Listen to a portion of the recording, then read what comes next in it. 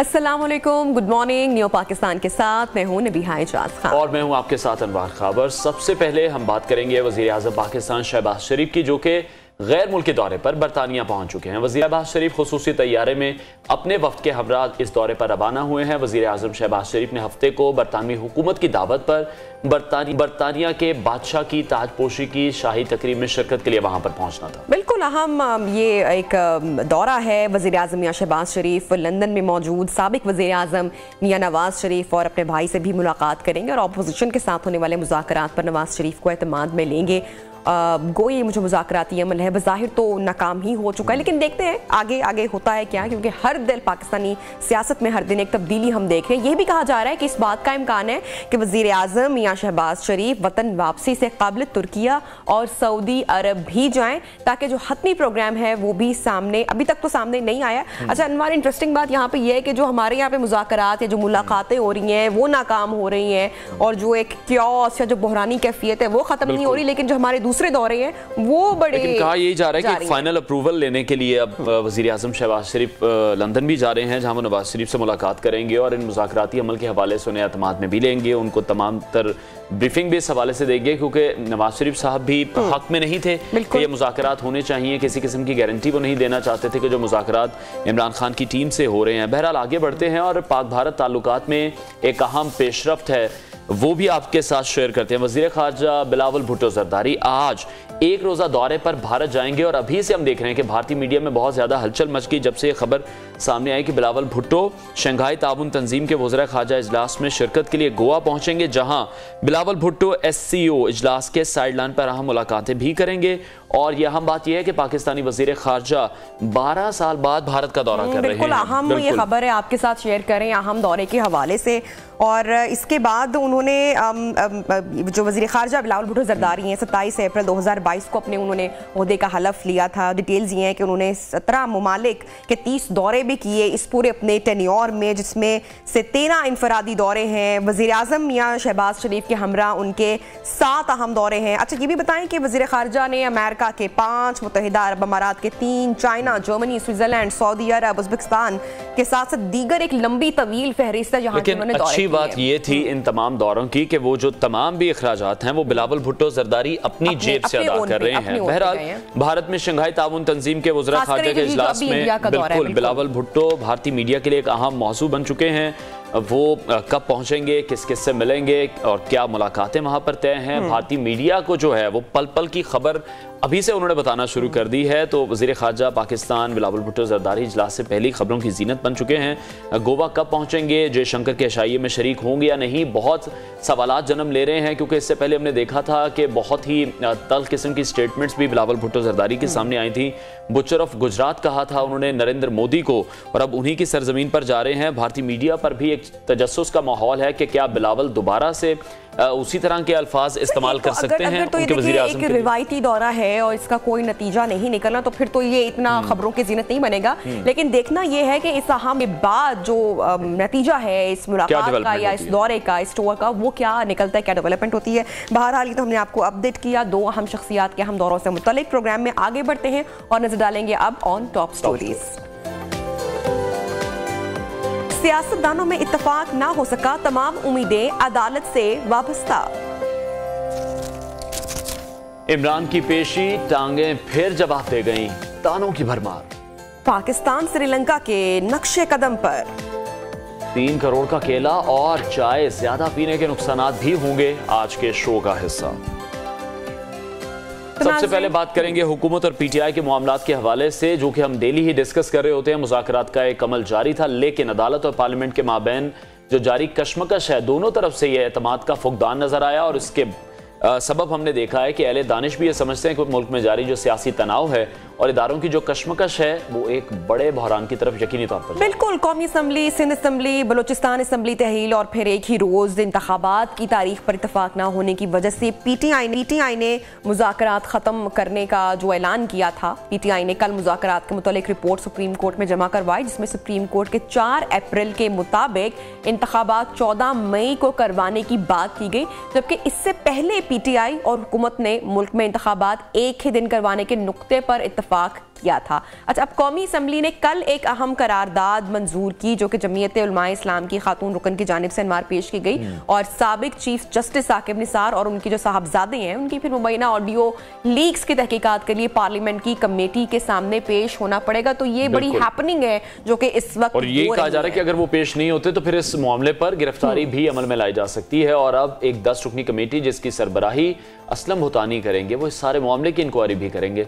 उधर Islamabad high court ने 9 मुकदमात में पाकिस्तान तहरीक इंसाफ के चेयरमैन इमरान खान की पूरी जमानत में आज तक की तौसीह दी थी और चीफ जस्टिस आमिर फारूक ने रिमार्क्स दिए थे कि साबिक वजीर आजम अगर कल तक पेश हो जाते हैं तो ठीक है, वरना उनकी जमानत भी मनसूख कर दी जाएगी। उधर चेयरमैन तहरीक इंसाफ इमरान खान को डॉक्टर्स ने टांग में जख्म की वजह से मुकम्मल आराम का मशवरा दिया, जिस पर उनकी बहुत ज्यादा ट्रोलिंग भी की जा रही है। और ये मशवरा शौकत खानम के मेडिकल बोर्ड की तरफ से सामने आया, किसी सरकारी अस्पताल की कोई ऐसी रिपोर्ट नहीं है। तो यही बात यहाँ पर याद रखने की जरूरत है कि 2 दिन पहले ही इमरान खान को पुलिस तफ्तीश में शामिल होने का हुक्म भी दिया। बिल्कुल, खैर इस पर मरियम नवाज और राना सनाउल्लाह साहब के भी तबसरे हैं, वो सामने आते हैं। टांग में सूजन को बहाना हमेशा से उनकी जानिब से करार दिया जाता है। अलबत्ता जो कानूनी नुक्ते हैं उसके मुताबिक शौकत खाना में एक प्राइवेट हॉस्पिटल है जिसके मेडिकल बोर्ड का सर्टिफिकेट सरकारी हैसियत तो नहीं रखता है। पार्लियामेंट में कल भी ख्वाजा आसिफ और जावेद लतीफ ने लफ्जी गोलाबारी का सिलसिला जारी रखा और लग ऐसे रहा है कि कुछ लोग पार्लियामेंट से अदलिया के एहतसाब की उम्मीद लगाए बैठे हैं। कल ही इलेक्शन कमीशन ने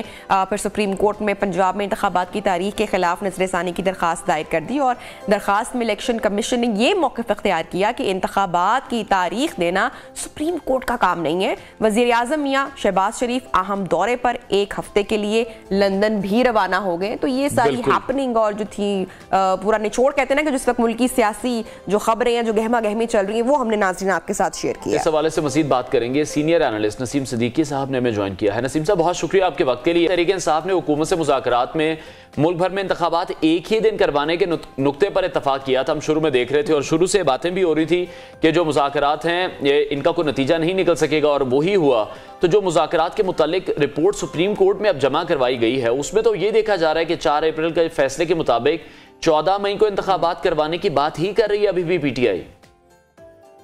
बिस्मिल्लाहिर्रहमानिर्रहीम, बहुत शुक्रिया। बिल्कुल देखें, एक वक्त में पूरे मुल्क में इंतखाबात कराने में तो 2 राय मौजूद ही नहीं थी। तमाम पार्टियां इस बात के ऊपर मुत्तफिक थी। लेकिन बात यह है कि हुकूमत तो इस वक्त इलेक्शन पंजाब में भी नहीं कराना चाह रही, जो कि आईनी तौर पर 90 दिन के अंदर होने चाहिए थे, बल्कि सिर्फ पंजाब में नहीं, खैबर पख्तूनख्वा में भी। तो मेरे ख्याल से पोलराइजेशन इतनी बढ़ चुकी है पॉलिटिकल पार्टीज के दरमियान कि वो अब किसी एक पॉइंट पे उनको लेके आना बहुत मुश्किल है, जबकि रियासत के बाकी इदारे इसमें शामिल नहीं होंगे, मुशावरत शामिल नहीं होगी, तमाम सियासतदानों को बिठाया नहीं जाएगा और किसी नहज पे पहुंचने की कोशिश की जाएगी। और दूसरी तरफ सुप्रीम कोर्ट के ऑर्डर्स को अगर आप वो पार्लियामेंट जो है वो हवा में उड़ाना शुरू कर दे और उनके ऊपर अमल ना करे तो फिर तो मुल्क के अंदर बिल्कुल लाकानूनियत बढ़ती चली जाएगी। तो मेरे ख्याल से इस वक्त तमाम रियासती इदारों को जो पिलर्स भी कहलाते हैं और सियासी जमातों को इकट्ठे बैठ के इस मामले का हल निकालना चाहिए। अच्छा नसीम साहब, तहरीक इंसाफ ने सुप्रीम कोर्ट में मुज़ाकराती अमल के खिलाफ जो रिपोर्ट जमा करवाई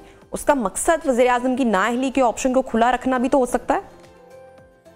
देखिए, मुख्तलिफ चीजों के ऊपर गौर हो रहा है। कोशिश ये हो रही है कि कोई बड़ा वाकया पेश ना आए, क्योंकि पाकिस्तान इस वक्त जिस मुआशी बदइस्तेकामी का मुजाहरा हो रहा है और जिस तरफ से गुजर रहा है, अगर कोई बड़ा वाकया हो जाता है, कोई वज़ीर आज़म नाअहल हो जाता है तो फिर पाकिस्तान बहुत ज्यादा टर्मोइल में चला जाएगा, मुआशी बहरान के अंदर चला जाएगा। तो अभी मेरे ख्याल से तमाम जमातों की तरफ से भी और सुप्रीम कोर्ट की तरफ से भी रेस्ट्रेंट इस्तेमाल हो रहा है। कोई सख्त बात नहीं हो रही, कोई सख्त फैसले नहीं हो रहे, लेकिन चीजें अभी सुप्रीम कोर्ट में चल रही हैं। अभी इलेक्शन कमीशन ने भी सुप्रीम कोर्ट से दरख्वास्त की है कि 14 मई को अब इलेक्शन कराना किसी भी सूरत मुमकिन नहीं है, जबकि खैबर पख्तूनख्वा के जो इंतखाबात है उनकी तो अभी कोई मुनासिब डेट भी नहीं आई। तो अभी देखें आने वाले दिनों में क्या होता है। ठीक है नसीम साहब, बज़ाहिर मुज़ाकराती अमल हम देख रहे हैं नाकाम हो गया क्योंकि कोई खातिर खा रिजल्ट तो उसका नहीं निकल सका। वज़ीर आज़म भी लंदन रवाना हो गए हैं, तो वहां आपको लगता है जो 2 भाइयों में मशवरा होगा फिर फाइनल डिसीजन वही होगा? देखिए, बात तो ये है कि इस वक्त PDM की हुकूमत है वफाक में, लेकिन इस वक्त मुस्लिम लीग नून फ्रंट पे है और मुस्लिम लीग नून के कायद मियां मोहम्मद नवाज शरीफ है जो इस वक्त लंदन में बैठे हुए हैं और डेफिनेटली तमाम फैसले वही करते हैं। और शहबाज शरीफ ने भी बारहा कहा कि वो अपने बड़े भाई की इज्जत भी करते हैं, वो उनके लीडर भी हैं, वो उनसे मशावरत जरूर करते हैं। लेकिन नवाज शरीफ साहब को एक बहुत सख्त गुस्सा है। मैं भी जब लास्ट ईयर लंदन में था, वहाँ पे हमारे एक सीनियर सहाफी आए हुए थे, उनसे भी जब बात हुई थी तो वो चाहते थे कि इमरान खान को जेल में डाला जाए, उनके साथ वही सलूक किया जाए जो शहबाज गिल के साथ किया गया था। क्योंकि जिस तरह उनकी जिंदगी लंदन में भी अजेरन की हुई है, पीटीआई की कारकुनान वहाँ पे उनके घर के बाहर जिस तरह मुजाहरा करते हैं, उनके मोहल्ले में भी बहुत शदीद इस बात का रद्देमल पाया जाता है। तो नवाज शरीफ साहब को पीटीआई को लेके एक अहम हैपनिंग भी है, इमरान खान साहब की इस्लामाबाद हाई कोर्ट में पेशी भी है, अदालत की जानिब से तलब किया गया और ऐसे में पीटीआई के जो रहनुमा हैं उनकी जानिब से ट्विटर ट्रेंड भी बनाया गया, फिर उनकी स्टेटमेंट्स भी सामने आ रही हैं कि इमरान खान साहब की गिरफ्तारी मुतवक्के है। कोई इनसाइड स्टोरी आपके पास क्या हो सकता है? देखिए, अभी यहाँ पे सिक्योरिटी के तो बड़े सख्त इंतजाम हैं। इस्लामाबाद में दफा 144 लगी हुई है और जो लोग अदालत के अंदर भी जाएंगे, साफी हजरात हों या वकला हजरात हों, उनको भी पासेस जारी किए गए। मेरे ख्याल से इमरान खान साहब को गिरफ्तार करने वाला ऐसे कोई अंदिया नहीं। उनको जमानत के लिए कल पहुंचना था लेकिन वो पहुंच नहीं सके थे और उनका एक मेडिकल सर्टिफिकेट जो है chief justice Islamabad high court के सामने पेश किया गया था। तो आमिर फारूक साहब ने कहा कि ये तो प्राइवेट अस्पताल का है और आपको कल तक इमरान खान साहब को पेश करना है, अगर आप पेश नहीं करेंगे तो मैं जमानत कैंसिल कर दूंगा। तो इस गुफ्तगू से तो यही अंदाजा लगता है कि इमरान खान साहब जब आज पेश हो जाएंगे तो उनकी जमानत में तोसी कर दी जाएगी। ठीक है नसीम साहब, लेकिन जिस तरह आईन और कानून की बालादस्ती की खान साहब बात करते हैं, लेकिन किसी भी तरह फिर हम देखते हैं कि जो मुल्की कानून है उस पर अमल दरामद के लिए वो तैयार नहीं है, ना अदालत से ताउन करते हैं ना ही पुलिस से। और जिस तरह से अभी आप ही बता रहे हैं प्राइवेट अस्पताल की रिपोर्ट अदालत में पेश कर रहे हैं, ये भी ठीक नहीं है। मेरा ख्याल है कोई आम शख्स हो तो उसके खिलाफ तो कोई कार्रवाई हो जाती। देखिए, अनवार बात यह है कि हमारे मुल्क में ये हाल है कि एक साबिक वजीर आजम है और उसके ऊपर 150 से ज्यादा मुकदमात जो है वो किए गए हैं, जिनमें से तकरीबन ज्यादातर तो जाली ही है क्योंकि उनकी प्रेजेंस कई शहरों में नहीं थी और उन शहरों में आपने मुकदमे किए हुए और उनकी टांग पे गोलियां भी लगी थी, कातलाना हमला हुआ था, ये भी सारी दुनिया को पता है। ढक्कम पेल हुई इस्लामाबाद लाहौर हाई कोर्ट में, उससे उनको थोड़ी सी उनकी तकलीफ बढ़ गई। तो हमें ग्राउंड रियलिटीज भी देखनी चाहिए। बहुत सारे जो मुल्जमान है वो अदालत में पेश होते हैं, नहीं पेश होते, 10-10 साल केस चलते रहते हैं। हमने तो फिर भी देखा कि नवाज शरीफ साहब जिस तरह अदालतों में रेगुलर पेश होते थे, शाहिद खाकान अब्बासी जो है वो बहुत रेगुलर अदालतों में पेश होते हैं। अपने इमरान खान साहब भी पेश होते रहे, लेकिन डेफिनेटली तबीयत खराब हो जाती है या कोई ऐसे मामलात होते हैं तो अदालत से थोड़ा सा रिलीफ तो मिलना चाहिए मेरे ख्याल से, क्योंकि साबिक वज़ीर आज़म भी रह चुके हैं पाकिस्तान की। ठीक, अच्छा नसीम साहब, अदालत पार्लियामेंट से रिकॉर्ड मांग रही है, पार्लियामेंट है सुप्रीम कोर्ट से पुराने मुकदमात को दुरुस्त करने का कह रही है, हर तरफ जो मामलात हैं सुलझने की बजाय मुंजमन दिखाई दे रहे हैं। तो आप क्या समझते हैं 14 मई के बाद शाहराए दस्तूर पर वाक़ जो दोनों सफेद इमारतें हैं उनमें क्या होने जा रहा है? देखिए, बात यह है कि इनको इतना फ्रंट फुट पे नहीं आ जाना चाहिए। मैंने देखा है कि सुप्रीम कोर्ट ने तो फिर भी थोड़ा सा रेस्ट्रेंट किया, उन्होंने अभी तक किसी को तौहीन अदालत के लिए नहीं बुलाया। आपने देखा होगा कि जजेस के बारे में किस किस्म की तकारीर की जा रही है, उनके नाम लिए जा रहे हैं, उनकी तस्वीरें टीवी पे शाये की जा रही है और कौमी असेंबली में जिस तरह खड़े होकर पाकिस्तान की सबसे बड़ी अदलिया के जजेस के बारे में, ये अदलिया के फैसलों के बारे में जिस तरह की तकारीर हो रही है, उससे तो बहुत ज्यादा महाजराई बढ़ती चली जा रही है। ये महाजराई नहीं बढ़नी चाहिए क्योंकि ये महाजराई पाकिस्तान के लिए नुकसानदेह साबित होगी। हम अगर 90s के वाकयात देखें तो उसका नतीजा क्या निकला था कि मुल्क में मार्शल लॉ लगा था और फिर उसके बाद मार्शल लॉ लगा, जमहूरी कुफ्तों को बाहर जाना पड़ गया और फिर APC की। तो इस तरह के वाकयात अगर ना हो तो बेहतर है एक दूसरे इदारों। ठीक है, बहुत शुक्रिया नसीम सिद्दीकी, सीनियर एनालिस्ट हमारे साथ इन कॉन्वर्सेशन। इस हवाले से मजीद बात करेंगे सीनियर सहाफ़ी तज़कियाकार मतीउल्लाह जान साहब ने हमें ज्वाइन किया। मती साहब, बहुत शुक्रिया आपके वक्त के लिए। PTI ने मुज़ाकराती अमल में इस नुक्ते पर तो इत्तफाक किया था कि मुल्क भर में इलेक्शन की 1 तारीख होनी चाहिए, इस हवाले से भी डिस्कस करेंगे। लेकिन आज खान साहब की एक अहम पेशी है जिसमें कहा गया अगर नहीं पेश होते तो फिर जो उनके गिरफ्तारी के जो वारंट थे वो फिर खारिज कर दिए जाएंगे। हेलो जी मती साहब सुन पा रहे हैं? जी जी। अच्छा मती साहब, आज अहम कार्रवाई है अदालती, इमरान खान साहब को तलब किया गया है, तहरीक इंसाफ की जानिब से ये वर्डिक्ट सामने आ रहा है कि गिरफ्तारी अमल में लाई जा सकती है, आप क्या कहेंगे? देखिए, कानूनी तौर पे तो ऐसी कोई बात नहीं है। इस्लामाबाद हाई कोर्ट ने उन्हें आज पेश होने के लिए कहा था और खबरें हैं कि वो लाहौर से भी चल पड़े हैं और वो पेश हो रहे हैं। इस तरह की बातें पीटीआई वाले हमेशा हर पेशी पे करते हैं ताकि काफी सारे उनके वर्कर और कारकुन जो है वो हाई कोर्ट में इकट्ठे हो जाएं, वो अपनी स्ट्रेंथ शो करें। तो ये इसमें गिरफ्तारी का कोई सच मामला नहीं है। कबल गिरफ्तारी जमानत का मामला है जो चीफ जस्टिस आमिर फारूक और जस्टिस मियां गुल हसन औरंगजेब जो हैं 2 रुकनी बेंच है, वो दोपहर को 2:30 बजे या उसके बाद ये बाकायदा उनकी दरख्वास्त जमानत पर जो है समाअत करेंगे। ठीक है मती साहब, लेकिन ये कहा जा रहा है पीटीआई की जानिब से कि इमरान खान के खिलाफ कोई भी खुफिया FIR काटकर उनको गिरफ्तार किया जा सकता है। ये पिछले तकरीबन 1-1.25 साल से यही कहा जा रहा है। खुफिया FIR तो मेरे ख्याल में कानून में कुछ नहीं होती, जब भी करती है तो इन्फॉर्म भी किया जाता है और बता भी दिया जाता है और फिर उसके ऊपर गिरफ्तारी भी होती है। मगर ये मुझे लगता है कि ये पीटीआई के लोग जो हैं इस मामले को बहुत ज्यादा हाइप देते हैं हर बार इमरान खान की पेशी के मौके पे, ताकि वो ज्यादा से ज्यादा लोगों को अदालत में और उसके अहाते में उसके इर्द गिर्द इकट्ठा कर सकें। इससे ज्यादा कुछ नहीं है। और वैसे भी जब कोई मुल्ज़म अदालत की तरफ कबल गिरफ्तारी जमानत के लिए आ रहा होता है तो उसको भी पुलिस ऐसा गिरफ्तार नहीं करती है और वो अदालत के समाअत का इंतजार करती है। अच्छा, अब मतीउल्लाह जान साहब ये फरमाइएगा कि वज़ीर आज़म या शहबाज शरीफ इस टाइम जो उनकी पोजीशन है वो कितनी वाज़ेह है, क्लियर है? अभी भी नाअहली की तलवार उनके सर पर लटक रही है, बरकरार है? देखिए, तो डिपेंड करता है कि सुप्रीम कोर्ट जो है 14 मई के इलेक्शन के हवाले से जो उसने हुक्म दिया उसके ऊपर किस मजीद क्या कार्रवाई करती है, क्योंकि अब नजर आ रहा है कि 14 मई को इलेक्शन नहीं हो सकते क्योंकि इलेक्शन कमीशन को भी फंड फराहम नहीं किए गए। मगर दूसरी तरफ अब इलेक्शन कमीशन ने जो नजरसानी की दरख्वास्त दायर कर दी है उसमें इलेक्शन कमीशन ने काफी ठोस कानूनी सवाल उठा दिए हैं 14 मई के इलेक्शन के हवाले से। वो सिर्फ तारीख के हवाले से सवाल नहीं उठाए बल्कि सुप्रीम कोर्ट के आईनी और कानूनी अख्तियार के हवाले से सवाल उठाए कि कैसे जो काम आइन के तहत गवर्नर या सदर का है इलेक्शन कमीशन की मशावरत से होना है वो काम सुप्रीम कोर्ट खुद अपने जिम्मे कैसे ले सकती है, यानी कि इलेक्शन की तारीख का ऐलान करना। तो अगर उस नजरसानी दरख्वास्त जो है वो समाअत के लिए अगर मुकर्रर हो जाती है तो फिर मेरे ख्याल में 14 मई के इलेक्शन ना होने के मामले के ऊपर सुप्रीम कोर्ट किसी किस्म की तौहीन अदालत की कार्रवाई फौरी तौर पर शुरू नहीं करेगी। इसमें एक और मसला ये भी है कि अब नजरसानी दरख्वास्त दायर भी हो चुकी है मगर इसके बावजूद जो तफसीली फैसला आना था 3 जजों का 14 मई के इलेक्शन के हवाले से वो तफसीली फैसला भी अभी तक नहीं आया। तो ये काम खुद चीफ जस्टिस ने करना है या उनके साथी जजों ने करना है और तफसीली फैसला जब तक नहीं आएगा तो उस वक्त तक मुझे नहीं लगता कि 14 मई की तारीख की ऊपर इलेक्शन ना होने पर वज़ीर आज़म शहबाज शरीफ के खिलाफ कोई कार्रवाई हो सकती है। लेकिन मती साहब, अदालत पार्लियामेंट से रिकॉर्ड मांग रही है और पार्लियामेंट सुप्रीम कोर्ट से पुराने मुकदमात को दुरुस्त करने का कह रही है। आपको लग रहा है हर तरफ मामला स्टक दिखाई दे रहे हैं? आप समझते हैं कि 14 मई के बाद शाराए दस्तूर पर वाक़े दोनों सफेद इमारतों में अब आगे क्या होने जा रहा है? देखिए, पार्लियामेंट से रिकॉर्ड जहाँ तक मांगने का ताल्लुक है तो ये तो जो फ्रीक्वेंट होते हैं किसी भी मामले में वो खुद ही पेश कर देते हैं। सुप्रीम कोर्ट को पार्लियामेंट को हुक्म देने का अख्तियार नहीं है। वो सुप्रीम कोर्ट जो है वो फ्रीक्वेंट से ही कहती है या अटॉर्नी जनरल से कहती है कि अगर आप वो रिकॉर्ड पेश कर दें। आमतौर पे ये रिकॉर्ड इसलिए भी पेश किया जाता है कि किसी भी कानून की जब आईनी हैसियत का जायजा लिया जा रहा होता है तो अदालत ये जानने की कोशिश करती है कि जो अरकान पार्लियामेंट हैं उन्होंने कानून बनाते वक्त क्या क्या दलाइल दिए, क्या क्या तकारीर की और उस कानून की जरूरत के हवाले से उनके जहन में क्या था।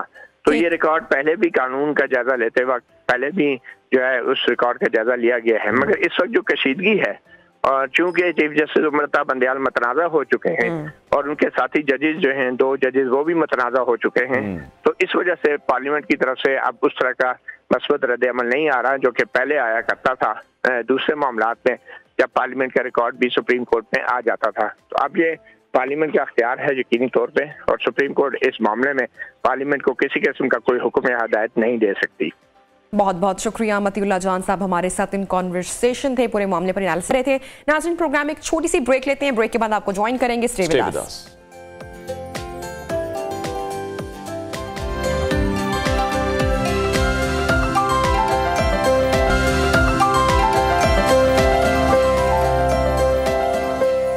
Welcome back and good morning once again in neo Pakistan. और ब्रेक से पहले हम अहम मामलात पर बात कर रहे थे, सियासी मामला भी और इमरान खान साहब की जो पेशी है इस्लामाबाद हाई कोर्ट में उस हवाले से भी डिटेल्स हमने आपके साथ शेयर की। इस वक्त हमारे साथ मौजूद है शेख रशीद साहब, उनसे गुफ्तगू को आगे बढ़ाते हैं। सर, बहुत शुक्रिया फर्स्ट ऑफ ऑल कि आपने टाइम निकाला। तहरीक इंसाफ ने मुज़ाकराती अमल में अब इस नुक्ते पर इत्तफाक किया था कि मुल्क भर में इंतखाबात की 1 तारीख होनी चाहिए, मगर सुप्रीम कोर्ट में मुज़ाकराती रिपोर्ट में 14 मई को इलेक्शन करवाने की बात की गई है। ऐसी क्या वजह है? देखें, सुप्रीम कोर्ट एक तो 14 मई की तारीख का फैसला दे चुका है, ये कोई नई बात नहीं है। और दूसरा, हम बरतानिया की ताजपोशी में जा रहे हैं, बाड़े में जाए इलेक्शन और मसले और गुर्बत, और हम जनूबी एशिया में हम चैंपियन बन गए हैं महंगाई और बेरोजगारी में। ये आज का डेटा उन्होंने जारी किया कि नंबर 1 है। हम सूडान को और श्रीलंका को भी पीछे छोड़ गए हैं। तो हमने कंपनी की मशहूरी के लिए वहां जाना है, बताना है इन्होंने कि मैं लोग तो इनके साथ है नहीं है। लोग तो जिस चैनल पे ये आते हैं चैनल बदल देते हैं जी। तो मसला ये है कि इलेक्शन इन्होंने करवाने नहीं है, और फिर इमरान खान ने कॉल देनी है। अभी तो उन्होंने सिर्फ यही कहा कि 1 घंटे के लिए निकले, फिर ये कहेंगे कि निकल आओ। प्राइम मिनिस्टर हाउस के इर्द गिर्द सब दरवाजे बनाए जा रहे हैं। किसी कैमरामैन को न्यूज चैनल वाले भेजें कि मैरियट, दूसरे सब जगहों पर दरवाजे लग रहे हैं, किला बंद होने ये जा रहे हैं। इनकी नीयतें खराब हैं, बदनीयती पे मबनी है। ठीक है शेख रशीद साहब, आपने एक प्रेडिक्शन की थी कि वजीर आजम शहबाज शरीफ नाअहल होंगे, तो ये जो नुक्ता भी पीटीआई की जानिब से रखा गया, क्या वजीर आजम पर नाअहली की तलवार बरकरार रखने के लिए रखा गया है? क्योंकि हम देख रहे हैं जिस तरह के खिताबात किए जा रहे हैं, ख्वाजा आसिफ कर रहे हैं, जावेद लतीफ कर रहे हैं, जो स्टेटमेंट्स हुकूमती वज़रा की भी हैं, वो तो हम तसादुम की तरफ जा रहे हैं सुप्रीम कोर्ट के साथ। ऑफ कोर्स ये घेराव करने जा रहे हैं असम्बली का। ये फजलुर रहमान ने जो जुमला इस्तेमाल किया कि चीफ जस्टिस के पास हिंदू का हथौड़ा है, नौजुबिल्लाह, ये अभी तक पाकिस्तान बनने से पहले की सोच में है। और बिलावल कह रहा है कि इनको इस्तेकाक कमेटी में पेश किया जाए, ऐसे जैसे थाने में तलब कर रहे हैं ये। ठीक। और प्राइम मिनिस्टर कहता है मैं इन 3 जजेस को मानता ही नहीं। तो मुल्क तो बगावत हो चुकी है जी, खाना जंगी हो चुकी है। अच्छा शेख साहब, अगर ये बात तो तय है कि जो इंतखाबात है, इलेक्शन में सालों का फर्क नहीं है, चंद महीनों का फर्क है, फिर भी मुज़ाकराती अमल में इत्तफाक़े राय नहीं हो सका, किसको आप बड़ी वजह समझते हैं? बहुत सारी वजूहात हैं जो मैं शेयर नहीं कर सकता, क्योंकि उनके इरादे कुछ और हैं, दिखा कुछ और हैं। एक तो 2 मुंह के सांप होते हैं, ये 3 मुंह वाले सांप हैं कि ये सुप्रीम कोर्ट में कुछ कहते हैं, पार्लियामेंट में कुछ कहते हैं, मीडिया में कुछ कहते हैं। ये इन्होंने फैसला कर लिया कि हमारा बाहर तो है कुछ नहीं, तो ये किला बंद ही होना है। 27 किलोमीटर के इलाके की ये हुकूमत है। इसमें जो लोग इन्होंने लगाए हैं उनकी क्या औकात और क्या हैसियत है, और वो किन के फ्रंट मैन है, किन की जेब की घड़ी और हाथ की छड़ी है, सबको पता है। रोना किसके आगे रोया जाए? सब लोगों के पास मोबाइल फोन है जी, लोगों को पता है कि मुल्क में क्या हो रहा है। ठीक है शेख साहब, आप ये समझते हैं कि जो तारीख है अपने आप को दोहरा सकती है? पहले भी एक ऑर्डिनेंस आया था यूसुफ रजा गिलानी के टेन्योर में, आपको लगता है कि ऐसा कुछ दोबारा भी हो सकता है? दोबारा से जो जजेस को घर भेजा जा सकता है? मुशर्रफ के टेन्योर में बल्कि आया था। क्यों नहीं हो सकता? क्यों नहीं हो सकता? Every day is not Sunday, हो सकता है। ठीक है। और अभी हम देख रहे हैं एक 10 रुकनी कमेटी बनाई गई है नजम साकिब की मुबीना ऑडियो पर, तो पार्लियामेंट इस हवाले से काफी एक्टिव दिखाई दे रही है। साथ ही साथ पीटीआई भी इस मामले की तहकीकात कर रही है। आपको क्या लगता है? मामला तो बहुत संजीदा है, इतना बड़ा ओहदा है और बहुत ही छोटी सी बातें हैं, सिर्फ 1 करोड़ 20 लाख की। साकिब निसार खुद भी कह चुके हैं कि आवाज तो उनके बेटे की है, लेकिन उसको थोड़ा सा इंजीनियर किया गया है। देखें, गुजारिश ये है कि ये वीडियो ऑडियो खौफनाक तरीन हिना रबानी की आई है। उसने कहा कि हमें मशरक की तरफ जाना चाहिए, बिलावल को कहा कि मगरब में कुछ नहीं रखा। इस लेवल की बातें अगर सड़क चौराहे पे और चूरन बेचने वाला करेगा तो फिर इस मुल्क में क्या होगा? ठीक है, जो कुछ भी होना जी मई में हो जाएगा, 5 दिन ऊपर क्या और 5 और खान साहब की भी आज पेशी है, उस हवाले से कुछ कहना चाहेंगे? पीटीआई को बहुत ज्यादा गिरफ्तारी हो जाएगी, किसी भी खुफिया FIR पर काटकर उन्हें गिरफ्तार किया जा सकता है। कोई शक नहीं, पीटीआई में रात में गया था जमान पार्क, ऐसी सोच है कि या उनको मारा जा सकता है या उनको गिरफ्तार गिरफ्तार किया जा सकता है या मारा जा सकता है। ये पीटीआई को शक है और ये उनके खदशात हैं। ठीक। अच्छा शेख साहब, पीटीआई ने अब तहरीक इंसाफ ने सियासी मुहिम का भी आगाज कर दिया है। फिर जो इमरान खान साहब की शौकत खानम हॉस्पिटल की जो रिपोर्ट सामने आई है, उनको मजीद रेस्ट का मशवरा दिया गया है। इस पर भी जो मुखालफीन है, खासकर राना सनाउल्लाह साहब, उनकी भी तनकीद सामने आई है कि किसी सरकारी अस्पताल की तनकीद नहीं है। तो खान साहब खुद जाकर खिताब करेंगे या वीडियो लिंक के जरिए ही अवाम से मुखातिब रहेंगे? अभी तो खान कॉल देगा ना, ये तो हल्की फुल्की मौसीकी है, पक्का राग वो गाएगा। ठीक है शेख साहब, बिलावल भुट्टो जरदारी जा रहे हैं आज इंडिया 1 रोजा दौरे पर। उस दौरे को किस तरह से देख रहे हैं? कोई ब्रेक थ्रू कराने में कामयाब हो सकेंगे? 12 साल बाद कोई वजीर खारजा इंडिया जा रहा है।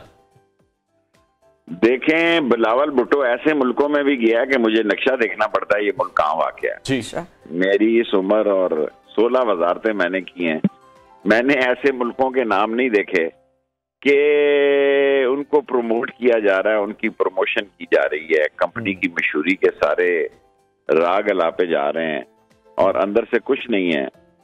और इंडिया में आज भी देखें कि पोस्टर जो है वो, जो आर्मी चीफ ने ये कहा कि हम कश्मीर की हक खुदारियत के लिए लड़ने वाले मुजाहिदों के साथ हैं, आर्मी चीफ के ये पोस्टर इंडिया में मकबूजा कश्मीर में लगे हैं। ये क्या करने जा रहे हैं? ये मगरबी एजेंट है, इनके सारे पैसे मगरब में हैं, इनका सारा करता धरता उधर है। हमारा इलाका सारा जो है वो देखें, ईरान और सऊदी अरब एक हो गया है, यूएई और ईरान एक हो गया है, लेबनान, बहरीन, ये सब चीन, लेकिन शेख साहब आपको ऐसा नहीं लग रहा कि हुकूमत इस वक्त चारों तरफ से फंसी हुई है? क्योंकि आप देखेंगे पीडीएम भी ऑब्वियसली मौजूद है। अगर आप गवर्नमेंट में होते, इस इंटरव्यू का निचोड़ ये है कि हम तन्हा रह गए हैं, घेरे में हैं, बेवकूफ हैं, अपनी सियासी कब्र खुद खोद रहे हैं। आप हुकूमत में होते तो आप क्या करते? आप क्या मशवरा देते? प्रेशर है बिल्कुल। मैं तो चीन के साथ जाता जी, बिल्कुल डंके की चोट से चीन के साथ जाता और सऊदी अरब, ईरान इस ग्रुप में शामिल होता और जूते ना चाटता उन मगरबी मुल्कों के जो हमारा, जिस पर मेरा केस है अदालत के बाहर ही बैठा हुआ हूँ कि मैंने बिल्लो रानी कह दी और जुर्म हो गया। ये भी एक जुर्म है और जुल्फकार अली भुट्टो क्या कुछ कहता रहा, उस पर बात नहीं हो सकती। बहुत शुक्रिया। सरबराह अवामी मुस्लिम लीग शेख रशीद हमारे साथ इन कॉन्वर्सेशन थे। शॉर्ट ब्रेक लेते हैं, उसके बाद आपको ज्वाइन करेंगे।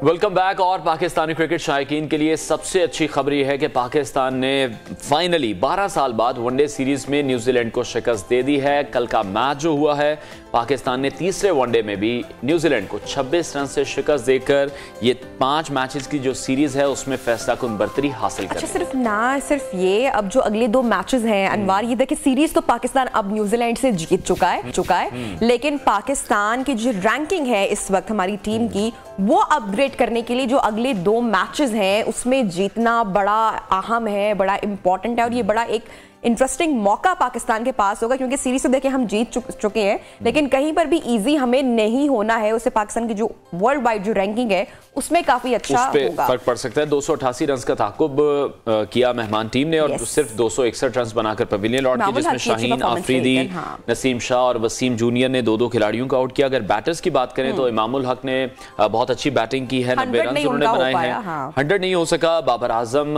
एज यूजुअल, बाबर की तो रूटीन बन चुकी है 50 करना, सेंचुरी करना, तो 54 उन्होंने स्कोर किया। मोहम्मद रिजवान 32, आगा सलमान ने 31 रन बनाए हैं। फखर जमान से एक्सपेक्टेशंस बहुत ज्यादा थी, ये एक्सपेक्ट किया जा रहा था कि कल के मैच में भी वो सेंचुरी शायद कर देंगे। अनफॉर्चुनेटली नहीं हो पाया। अगर हो जाता तो मेरे ख्याल से वो बहुत ही कम बल्ले बल्ले हो जानी थी फखर की। तो पाकिस्तान ने जनाब पहले टारगेट दिया और बॉलिंग बाद में बड़ी अच्छी रही, तो 2 विकेटें ली गई हमारे बॉलर्स की जानिब से। तो एनालिसिस लेते हैं मैच पर और पाकिस्तान की खासकर रैंकिंग के हवाले से भी बात करेंगे कि जो अगले 2 मैचेस हैं वो कितने इंपॉर्टेंट हो सकते हैं। सलीम खालिक साहब सीनियर स्पोर्ट्स एनालिस्ट हमारे साथ इन कॉन्वर्सेशन है। साहब थैंक यू सो मच। तो पाकिस्तान ने तो सीरीज, सबसे पहले मुबारकबाद आपको भी, अपने नाम कर ली। जी बिल्कुल, बहुत अच्छी परफॉर्मेंस है और आपको मुबारक कि पाकिस्तान ने 3-0 से सीरीज अपने नाम कर ली। अब 2 मैच अगर और जीत जाएं तो जैसे आपने कहा कि वर्ल्ड नंबर 1 बनने का मौका मिल जाएगा वनडे रैंकिंग में। और वर्ल्ड कप से कबल पाकिस्तान की ये परफॉर्मेंस बहुत ही ज्यादा खुशहाल है और अब माहिरीन ने भी ये बातें शुरू कर दी हैं कि पाकिस्तान टीम वर्ल्ड कप की फेवरेट टीमों में शामिल है क्योंकि वर्ल्ड कप होना भी इंडिया में है, वहां की पिचेस भी सिमिलर है पाकिस्तान जैसे, और पाकिस्तान के लिए आइडियल मौका होगा वर्ल्ड कप में भी जाने का और अच्छा परफॉर्म करने का। और इंडिया में अगर वर्ल्ड कप जीता पाकिस्तान ने तो आप सोचें कितनी खुशी होगी। Coming back to this series, Imamul Haq ने शानदार बैटिंग की। फखर मुसलसल 3 सेंचुरियां बना चुके थे, 2 इस सीरीज में, 1 पहले, और अगर एक और सेंचुरी वो बना देते जिसकी उम्मीद थी तो कुमार संगाकारा का, जो श्रीलंका के पुराने बैट्समैन, उनका रिकॉर्ड बराबर कर देते तो 4 सेंचुरियों का। लेकिन जाहिर हर मैच में ऐसा होता नहीं है लेकिन इमाम ने कभी उनकी पूरी कर दी और एक अच्छे इनिंग खेली। और जैसे आपने शुरू में बड़ा अच्छा जुमला बोला, बाबर के लिए तो रूटीन हो गया है 50 बनाना, और जिस तरह से वो यूज हुए थे आउट होने के बाद, उससे लग रहा था कि वो यही सोच कर आए हुए थे कि बस सेंचुरी करनी है, और अब एक तो मामूल की बात लगती है बाबर की तरफ से। तो बैटिंग अच्छी थी पाकिस्तान की, बाद में बॉलिंग भी पाकिस्तान ने अच्छी की, और इस सीरीज में एक चीज नजर आ रही थी कि फास्ट बॉलिंग में हम लोग पीछे लग रहे थे, लेकिन खुशकिस्मती से अब इस मैच में हमारे पेसर्स भी अच्छी फॉर्म में नजर आए। ओवरऑल एक जबरदस्त पाकिस्तान की परफॉर्मेंस। प्रेशर फील्डिंग में एक मसला है, 3 कैच ड्रॉप हुए, उसको ठीक करना पड़ेगा, क्योंकि 2 अच्छे रन आउट तो किए। ठीक है सलीम साहब, कॉम्बिनेशन किस तरह से देख रहे हैं? जिस तरह से वर्ल्ड कप की भी बात कर रहे हैं, एशिया कप की भी बात कर रहे हैं, तो आपको क्या लगता है कॉम्बिनेशन ठीक है? ज्यादा एक्सपेरिमेंट अब नहीं करने चाहिए? एग्जैक्टली, बिल्कुल। अब तजुर्बात का वक्त गुजर गया, अब कुछ कर दिखाने का टाइम है, क्योंकि अब एशिया कप वैसे ही डावाडोल है, होता है या नहीं होता। तो पाकिस्तान के पास कम मैचेस होंगे, जितने मैचेस मिल रहे हैं उनसे भरपूर फायदा उठाना चाहिए। और जो कॉम्बिनेशन बन गया है, अब इसी को बरकरार रखना दुरुस्त होगा, क्योंकि अब आप नए लड़के को किसी को टीम में रखेंगे और फिर उसको मौका भी ज़ाहिर देना पड़ेगा, तो इसका वक्त नहीं रहा। अब जो प्लेयर खेल रहे हैं और अच्छा परफॉर्म कर रहे हैं, उन्हीं के ऊपर एतमाद बरकरार रखना चाहिए, ताकि जितने मौके हैं मजीद वो खेलें और उनकी फॉर्म अच्छी हो, पाकिस्तान का बेहतरीन कॉम्बिनेशन बन जाए वर्ल्ड कप में। अच्छा सलीम साहब, अब थोड़ा वक्त रह गया है और सबको इंतजार भी है, वर्ल्ड कप है, स्पिनिंग अटैक की भी बात हो रही है। इंडिया की जमीन पर अगर होता है वर्ल्ड कप, ऑब्वियसली पाकिस्तान और जो इंडिया का एक तनाजा है वो भी सामने है, लेकिन जो स्पिनिंग अटैक है वो बड़ा सपोर्टिंग है वहां पर। अगर आपको विकेट लेनी है, हमारा जो कॉम्बिनेशन है, आप समझते हैं कि हमारी टीम में इस वक्त अच्छे स्पिनर्स मौजूद हैं? देखिए, अच्छे तो हैं, लेकिन बहुत अच्छे नहीं है, गैर मामूली नहीं कह सकते। शादाब की परफॉर्मेंस बेहतर है, नवाज की परफॉर्मेंस बेहतर है, लेकिन हम ऐसे नहीं कह सकते जैसे पहले के जमाने में हमारे पास होते थे मुश्ताक अहमद या सकलैन मुश्ताक, सईद अजमल, ये मैच विनर्स थे। अब जो है ये ऐसे नहीं कह सकते कि ये अपनी बॉलिंग से मैचेस हमें जितवाते रहेंगे, ये एवरेज या एवरेज से थोड़ा बेहतर आप कह लें, लेकिन अब जो है उन्हीं पर इंतजार करना पड़ेगा। और ऐसा नहीं है कि इंडियन पिचेस पे स्पिनर जो है बहुत ज्यादा तबाही मचा देंगे। बैटिंग के लिए साजगार पिचेस होंगी, उसमें तो बड़े बड़े स्कोर बनेंगे। और इस सीरीज में भी आपने देखा कि पिंडी तो हमारा है ही ऐसा एक मकाम जहां पर लगता है कि रन ही रन है, जो आता है खूब रन बनाता है। कराची में एवरेज स्कोर इतना ही होता है, 300 से कम ही बनते हैं और बॉलर्स के पास अच्छा मौका होता है। तो अच्छे जा रहा है पाकिस्तान, राइट ट्रैक पे है। बाबर की कैप्टनसी भी अच्छी चल रही है, उनकी अपनी फॉर्म भी अच्छी है, और फखर की जबरदस्त फॉर्म जैसे हमने जिक्र किया है। Imamul Haq, Pakistan team middle order में थोड़े मसाइल हैं। अब ये इनको सोचना पड़ेगा कि ओपनर्स को ही मिडिल ऑर्डर बना के खिलाना है, या फिर मिडिल ऑर्डर में जो जैसे इफ्तिखार को टीम में लेकर आए हैं, इस तरह की कोई चेंज करनी पड़ेगी। ठीक है सलीम साहब, जिस तरह मिडिल ऑर्डर की आप बात कर रहे हैं, स्पिनर्स का हम देख रहे हैं पाकिस्तान में बहुत ज्यादा टैलेंट मौजूद है, फिर भी आपको ऐसा लगता है कि अभी भी कॉम्प्रोमाइजिंग सिचुएशन में है, या सिचुएशन बेहतर है स्पिनर्स को लेकर? और साथ ही साथ जो मीडियम फास्ट बॉलर्स थे, जिस तरह से अब्दुल रज़ाक की बात की जाए, ऑलराउंडर थे, अजहर महमूद थे, उस तरह के कोई प्लेयर्स अब टीम में ऐड नहीं हो पा रहे, उसकी आपको क्या लगता है, फिर क्या वजह है? हाँ, मैं एग्री करता हूँ आपसे, आप बिल्कुल ठीक कह रहे हैं कि जैसे पहले अब्दुल रज़ाक, अजहर महमूद, शाहिद आफरीदी, इस तरह के हमारे पास जेन्युइन ऑलराउंडर थे जिनको ऑलराउंडर कहा जा सकता था। अब बदकिस्मती से जो ऑलराउंडर्स हैं वो खुद बेचारे देखते होंगे अपने नाम के सामने ऑलराउंडर लिखा है तो कहते हैं अच्छा मैं ऑलराउंडर हूँ। तो ये चीज जो है थोड़ी सी ठीक नहीं है। इसी तरह स्पिनर्स की आपने बात की, तो स्पिनर्स में जैसे हमने पहले कहा मादी जैसा टैलेंट हमें नहीं मिल रहा। तो अब मगर वक्त नहीं है कि हम बहुत ज्यादा कोई तलाश करें या कोई चेंजेस करें। तो अब जो प्लेयर्स हैं उन्हीं पर इंतजार करना होगा और उनसे तवक्को करनी होगी कि वो बेहतर परफॉर्म करें। लेकिन आपने देखा होगा कुछ मैचों में इफ्तिखार ने अच्छा परफॉर्म किया, तो ऐसा भी नहीं है कि बिल्कुल ही अच्छा। सलीम साहब, इससे पहले जो मोहम्मद रिजवान ने उनकी भी स्टेटमेंट सामने आई थी, वो अपने नंबर को लेकर कुछ खासे खुश दिखाई नहीं दे रहे थे, तो काफी जज्बाती उनकी स्टेटमेंट सामने आई थी। वर्ल्ड कप में आपको लगता है कि इसी कॉम्बिनेशन, इसी नंबर के साथ जाएंगे या कुछ तब्दीली मुतवक्किल है, खासकर रिजवान के हवाले से? रिजवान ने इस सीरीज में अच्छा परफॉर्म किया वनडे में, उससे पहले उनकी परफॉर्मेंस में इतनी गैर मामूली नहीं थी वनडे में। शायद अब थोड़ा कॉन्फिडेंस मिला तो उन्होंने ये सवाल उठाया। मेरा नहीं ख्याल कि किसी प्लेयर्स के, किसी इंडिविजुअल प्लेयर के स्टेटमेंट पर कुछ इस तरह की चेंज की जाए, और जो टीम के लिए बेहतर होता है टीम मैनेजमेंट और कैप्टन वही फैसले करते हैं। अगर उनको लगता है कि रिजवान को शुरू में खिलाना चाहिए तो बिल्कुल वो उसमें खिलाते, लेकिन रिजवान ने अपनी राय का इजहार किया और इसका उनको बिल्कुल मौका मिलना चाहिए। ये प्लेयर्स हैं, बच्चे नहीं है, तो अगर कुछ कह रहे हैं तो उसको सुननी चाहिए उनकी बात को। और मगर होता यही है कि यहाँ पे डांट देते हैं या कुछ जुर्माना पाबंदी, इस तरह की बातें होती हैं। इस रिजवान के केस में तो नहीं हुआ, लेकिन यूजुअली ऐसा होता है, डरा के रखते हैं। हमारे क्रिकेटर जब खेल रहे होते हैं तो खुलकर बात इसलिए नहीं करते कि भाई कोई पाबंदी ना लग जाए, जुर्माना ना हो जाए, और जब रिटायर हो जाते हैं तो खुलकर बात इसलिए नहीं करते कि यार जो पेंशन मिल रही है बोर्ड से 1.5 लाख रुपए वो बंद ना हो जाए। तो ये सिलसिला ठीक नहीं, सबको ज्यादा तो ठीक है। सलीम साहब, एक और बड़ा अहम मामला है एशिया कप के हवाले से, आपको क्या लगता है ये मामला किस तरह से सॉर्ट आउट किया जा सकता है? क्योंकि आगे वर्ल्ड कप भी है, अगर इंडिया एशिया कप नहीं खेलता, एशिया कप होता ही नहीं है, तो फिर पाकिस्तान भी ये कह चुका है कि वर्ल्ड कप के लिए इंडिया नहीं जाएगा। देखिए, एशिया कप की सूरत बहुत ही ज्यादा कॉम्प्लिकेटेड है। कहते हैं ना, पहले खोलो फिर बोलो।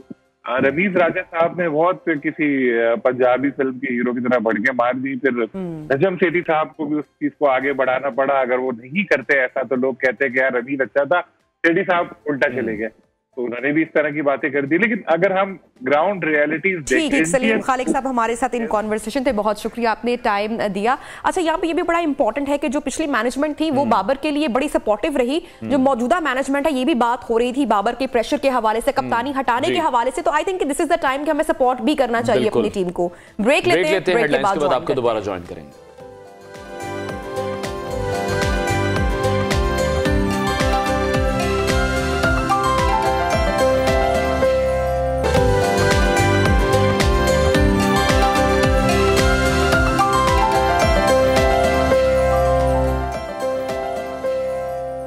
Welcome back once again in neo Pakistan. और अब कुछ बात करेंगे पाकिस्तान की नाजरीन मुआशी सूरत हाल की। तो तवानाई और खुराक की कीमतों में इजाफा होने के बायस पाकिस्तान ने महंगाई में मालियाती बहरान के शिकार श्रीलंका को अनफॉर्चुनेटली, बड़ी बदकिस्मती की बात है, पीछे छोड़ दिया है। कैसे मुल्क को जो कि डिफॉल्ट हो चुका है, जो दिवालिया हो चुका है। अब फिर अमरीकी जरीदे ब्लूमबर्ग की रिपोर्ट सामने आई है और ये कहा गया है इस रिपोर्ट में कि अप्रैल में पाकिस्तान में महंगाई की शरह 36% से तजावुज कर गई, जो कि 1964 के बाद अब तक सबसे ज्यादा है। और उधर टेक्सटाइल सेक्टर के लिए भी ये बुरी खबर है कि अब बिजली के बाद जो गैस का रियायती पैकेज था उससे भी खत्म किया गया है। तो दूसरी जानिब पाकिस्तान को इस वक्त $6 अरब की एक्सटर्नल फाइनेंसिंग की कमी का सामना है। तो करंट अकाउंट खसारे को कम, ज़र मुबादला के ज़खायर को मुस्तहकम रखने के लिए किसी दोस्त मुल्क से मजीद माली इमदाद की ज़रूरत है। लेकिन हम देख रहे हैं कि IMF के साथ जो मुआहिदा है उसमें बहुत ज़्यादा ताख़ीर हुई है, जिससे आलमी रेटिंग एजेंसियों की रेटिंग से भी रुपए की कदर और एक्सपोर्ट में भी कमी हो रही है। और साथ ही साथ बैरूनी अदायगियों के लिए जो हमें मुल्क में डॉलर के आने के ज़राए हैं, तरसीलात ज़र हैं, एक्सपोर्ट्स हैं, और जो बैरूनी सरमायाकारी है उसको यकीनी तौर पर फरोग देना। फिर और दूसरी जानिब जो वफाकी हुकूमत है वो अगले माली साल के बजट पेश करने की क्या तैयारी कर रही है। कहा यह जा रहा है कि 9 या फिर 10 जून को वफाकी हुकूमत बजट पेश कर सकती है। अब शदीद महंगाई की एक लहर है, IMF से मुआहिदे में गैर जरूरी ताखीर भी, हुकूमत किस किस्म का बजट पेश करेगी और अवाम के लिए इसमें रिलीफ क्या होगा, ये जानना बाकी है। हमारे साथ इन कॉन्वर्सेशन है माहिर मईशत डॉक्टर शाहिद हसन सिद्दीकी साहब। डॉक्टर साहब, सबसे पहले तो मैं आगाज करूंगी कि महंगाई में हमने श्रीलंका को पीछे छोड़ दिया है, ये एक बड़ी बुरी न्यूज़ है जो आज हम शेयर कर रहे हैं हमारी ऑडियंस के साथ। मेरे ख्याल से ये खबर गलत है। मेरे पास जो आदाद शुमार हैं वो श्रीलंका हमसे थोड़ा सा ज़्यादा है, लेकिन बात ये नहीं है। बात ये है कि खित्ते के जो दूसरे ममालिक हैं वहाँ महंगाई है 6 से 9%, हमारे यहाँ इस वक्त है 36.4%। ये बिल्कुल वाज़ेह है कि ये जो हमारे यहाँ महंगाई है ये हमारी अपनी गलत पॉलिसियों का नतीजा है, जिसमें सिर्फ मैं मौजूदा हुकूमत को नहीं कह रहा, साबका हुकूमतें और मौजूदा हुकूमत, हमारी पार्लियामेंट, हमारी सूबाई असम्बलियाँ, उसके बाद आप देखेंगे state bank of Pakistan, FBR, हमारा अदलिया, और उसके बाद आप जितने भी ये सनतकार ताजिर जिन्होंने अपने कार्टल्स और माफिया बना लिए हैं, तो ये बुनियादी खराबियां हैं जिसकी वजह से पाकिस्तान में मईशत की शरह नमू तो सुस्त रहती है और अफरात ज़र महंगाई ज़्यादा रहती है, जिससे अवाम कुचले जाते हैं, उनकी ज़िंदगी अजीरन हो जाती है, गुर्बत, बेरोज़गारी और महंगाई बढ़ती है, जो पाकिस्तान की सलामती के लिए संगीन ख़तरा है। तो जब तक बुनियादी तब्दीली नहीं करें, मगर मैं फिर ये एक जुमला ज़रूर कहूँगा कि अगर कौम और हमारे इदारे आईनी झगड़ों और सियासी झगड़ों में दिलचस्पी ले रहे हैं, बाकी तमाम चीज़ें पस से पुश चली गई, तो ये तो खुदकशी है। मेरे ख्याल से आईनी झगड़े बहुत सानवी हैसियत है, इलेक्शन बहुत सानवी हैसियत है। पहले पाकिस्तान की मईशत, पाकिस्तान को बुहरान से बचाना और पाकिस्तानी अवाम को बचाना, पाकिस्तान को डिफॉल्ट के खतरे से बचाना, पाकिस्तान की साख को बहाल करना, इसके बजाय वो आईनी झगड़े। कौम को क्या दिलचस्पी है आपको कि 90 दिन के बाद हो 110 के हों? तो ये सोच अदलिया को भी जरूरत है, इदारों को भी जरूरत है तब्दीली की। डॉक्टर साहब, हमारे जो ज़र मुबादला के ज़खायर हैं $4 अरब की सतह पर हैं, दोस्त ममालिक से मजीद माली इमदाद और गारंटीज की भी जरूरत है। लेकिन बात तो यही है कि अगर हम आज की बात करें तो फिर आगे किस तरह चलेंगे? हमेशा मदद ही लेते रहेंगे? नहीं, अभी देखिए मसला दोबारा एक संगीन हो गया है जो अभी तक कौम को नहीं बताया गया। मैं आपको बता देता हूँ बिल्कुल वाज़ेह तौर पर। पाकिस्तान ने दरख्वास्त की अमेरिका से कि आप चूंकि हमारे पार्टनर रहे हैं, हमने आपकी बड़ी खिदमत की है, तो आप IMF से हमारी सिफारिश कर दें कि हमने तमाम शराइत पूरी कर दी हैं, तो अब हमें वो कर्जा दे दें। पता है उन्होंने क्या बयान जारी कर दिया? पाकिस्तान को अगर IMF का प्रोग्राम बहाल कराना है तो वो अपने माशी इस्लाहात करे और वो वायदे पूरे करे जो कि पाकिस्तान ने IMF से किए हैं। इसका मतलब ये कि हम जो ये बातें कर रहे हैं कि दोस्त ममालिक से पैसा आएगा तो हमारा IMF का प्रोग्राम बहाल हो जाएगा, ये बहुत बड़ी गलत फहमी है, इसको दूर करने की ज़रूरत है। अब मैं आपको बता दूं IMF ने क्या कहा है, जो हमारे यहाँ बात नहीं हो रही। IMF ये कहता है कि आप पहले जो है वो टैक्सों के निज़ाम की इस्लाह करें और टैक्स का दायरा वसी करें, जिसकी आपने भी बात की। मगर दूसरा बड़ी परेशानी की बात है, वो ये कहते हैं, हालांकि हमारी बरामदात गिर रही हैं, बुरी तरह गिर रही हैं, IMF ये कहता है कि आपने बरामद कुनंदगान को, एक्सपोर्टर्स को जो छूट दी है वो वापस ले लें। जुल्म की बात है। तीसरा, उससे भी बड़ा जुल्म है, अब वो ये कहते हैं कि आपने कम आमदनी वाले मुल्कों को जो पेट्रोलियम मसनूआत और बिजली और गैस में थोड़ी सी कंसेशन दिए हैं वो आप वापस लें। यानी आप अवाम को कुचलें, पाकिस्तान में एक बुहरान पैदा कर दें। तो हमें ये कब समझ में आएगी कि अमेरिका हो, IMF हो, दूसरे इदारे हो, FBR, ये पाकिस्तान के गिर्द घेरा तंग कर रहे हैं। हम दोस्त ममालिक की बात कर रहे हैं, अभी ये प्रोग्राम बहाल होने में नई लेकिन डॉक्टर साहब ये सब कुछ तो कर नहीं दिया गया। बिजली की कीमतें भी बढ़ गई हैं, टेक्सटाइल सेक्टर को भी कहा जा रहा है अब गैस नहीं मिलेगी, और साथ ही साथ अगर हम फ्यूल के प्राइसेस देखें तो फ्यूल की प्राइसेस भी अब बहुत ज्यादा बढ़ा दी गई हैं। देखिए ना, ये तो हम कह रहे हैं ना, दुनिया की क्या सोच है। हमारा जो टैक्सों की वसूली 10 माह में है वो हदफ से 381 अरब रुपया कम है 10 महीने में। हालांकि आपने GST 17 से 18 कर दिया, रुपए की कदर से आपको पता है कि इंपोर्ट की वैल्यू ज्यादा हुई, हुकूमत को टैक्सेस मिले, पेट्रोलियम की आपने सब चीजें बढ़ा दी, लेकिन जो हदफ आपने माना था उससे अगर 381 अरब रुपया कम है और अभी मजीद कमी by the end of the year हो जाएगी, फिर शाहाना अखराजात हमारे जारी हैं, फिर हमारे सुप्रीम कोर्ट कहता है कि 21 अरब रुपए आप दे दें, तो क्या IMF खामोश रहेगा? वो ये नहीं कहेगा कि भाई 381 अरब रुपए का तो ये शॉर्टफॉल है, अब आपने 21 अरब रुपए वो भी दे दिए तो बजट खसारा बढ़ेगा। तो आपने जो बजट खसारे का मुआहदा किया है रखने का, वो तो आपने तोड़ दिया। तो मैं ये कह रहा हूँ एज ए पाकिस्तानी सिर्फ ये ना सोचें हमारी हुकूमत क्या करे, दुनिया क्या खेल कर रही है। IMF को अगर आप बिल्कुल कानून की टेबल पे बिठा लें तो उनका केस बहुत मजबूत है। हालांकि उन्होंने पाकिस्तान के साथ जुल्म किया है, पाकिस्तान के साथ इस्तेहसाल किया है, लेकिन अगर वो ये कहते हैं कि जब आप ताकतवर तबकों से टैक्स नहीं लेना चाहते तो फिर आप गरीबों से लें। ये बात मैं इसलिए कर रहा हूं कि IMF ने ये कहा था कि जनाब आप मालदार लोगों से टैक्स लें। हमने लेकिन सर इन मामलात की शफाफियत के लिए भी गवर्नमेंट क्या इकदामात कर रही है? जो एक बड़ा तबका है पाकिस्तान में वो टैक्स नहीं अदा करता है, ये सारे ये जो मसले मसाइल हैं ये वहाँ पर मौजूद है। फिर दूसरी जानिब हम दोस्त ममालिक से मदद की बात करते हैं, वो भी हमें तब मिलेगी ना जब IMF से मुआहिदा हो पाएगा।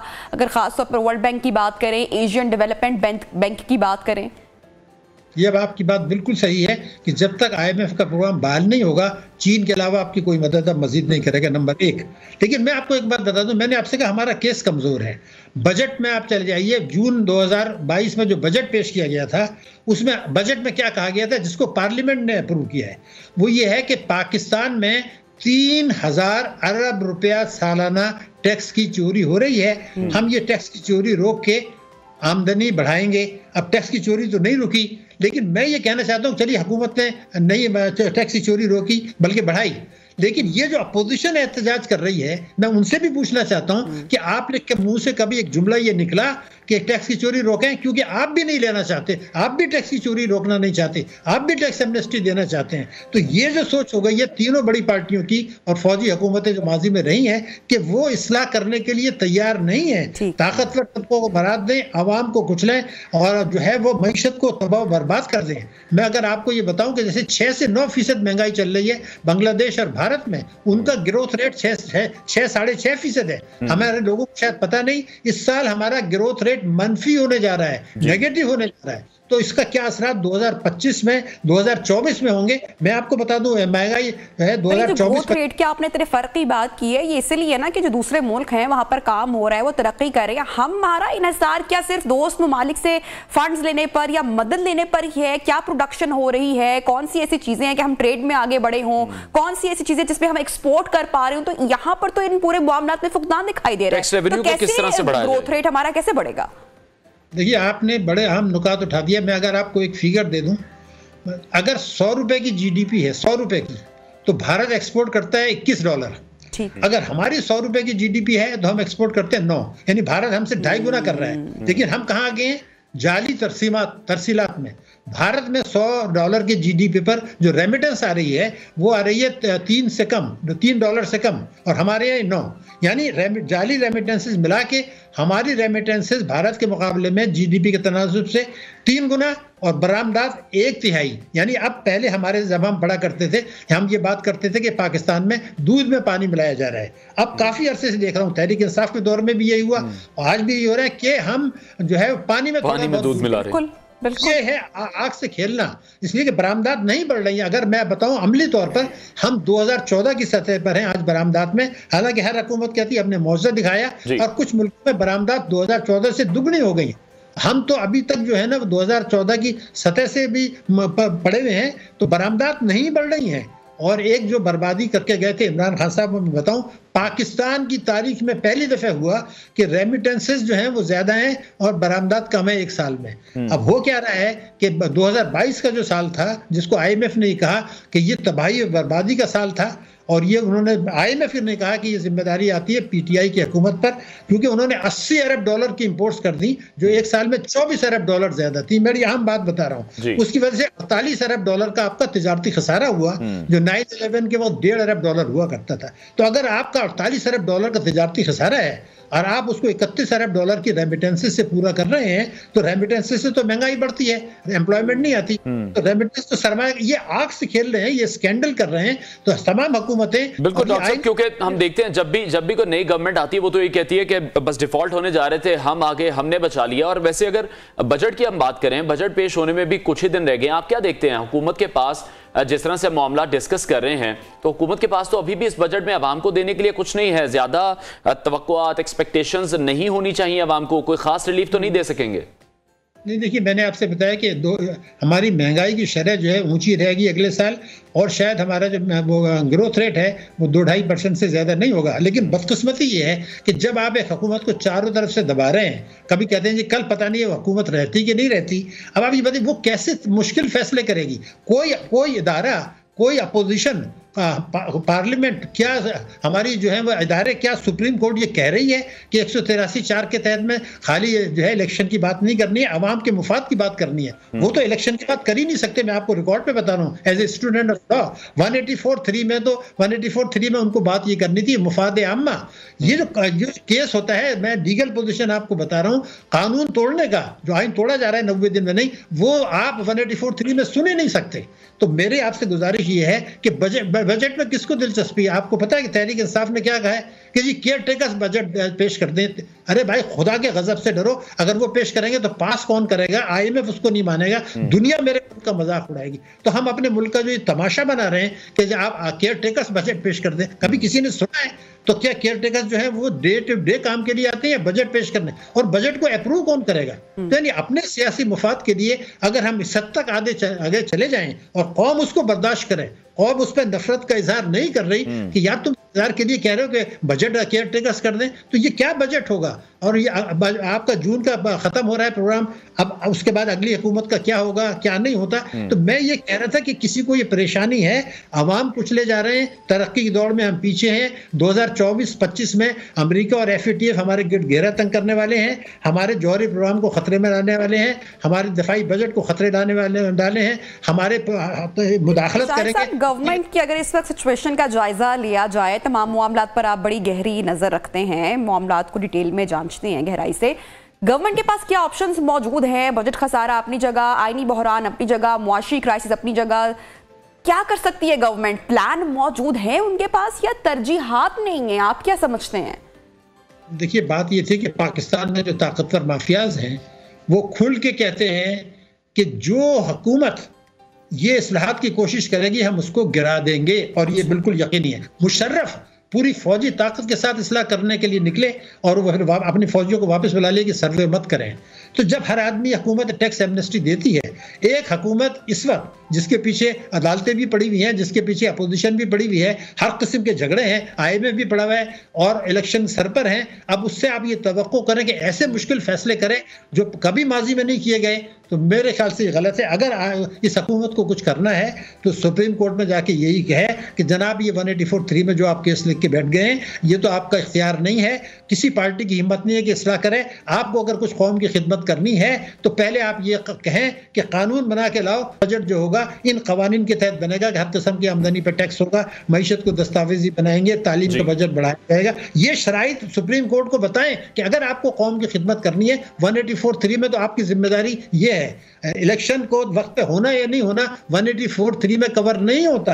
और ये भी कहते हैं हम अकेले नहीं कर सकते, हमारी हिम्मत नहीं है क्योंकि हमारे टांग खींचने वाले हैं, हम तो 13 पार्टी का मजमूआ अपोजिशन है, तो आप क्यों नहीं ये 184(3) में ये कानून ये कह देते कि जो पहले ये बना के लाओ, नेगोशिएशन छोड़ें, ये पहले ये इस्लाहात का कानून बना के लाओ। कानून, वो कानून जब बन जाए तो फिर वो इस केस को टेकअप करें। अगर ये नहीं करते, इतने खतरात हैं कि तारीख फिर किसी को भी माफ नहीं करेगी, चाहे कौमी सलामती हो, चाहे अवाम हो और तमाम पार्टियां हो, दानिश्वर हो, सब अपने अपना खेल कर रहे हैं। पाकिस्तान बहुत पीछे चला गया, मैं आपको यकीन बता रहा हूँ।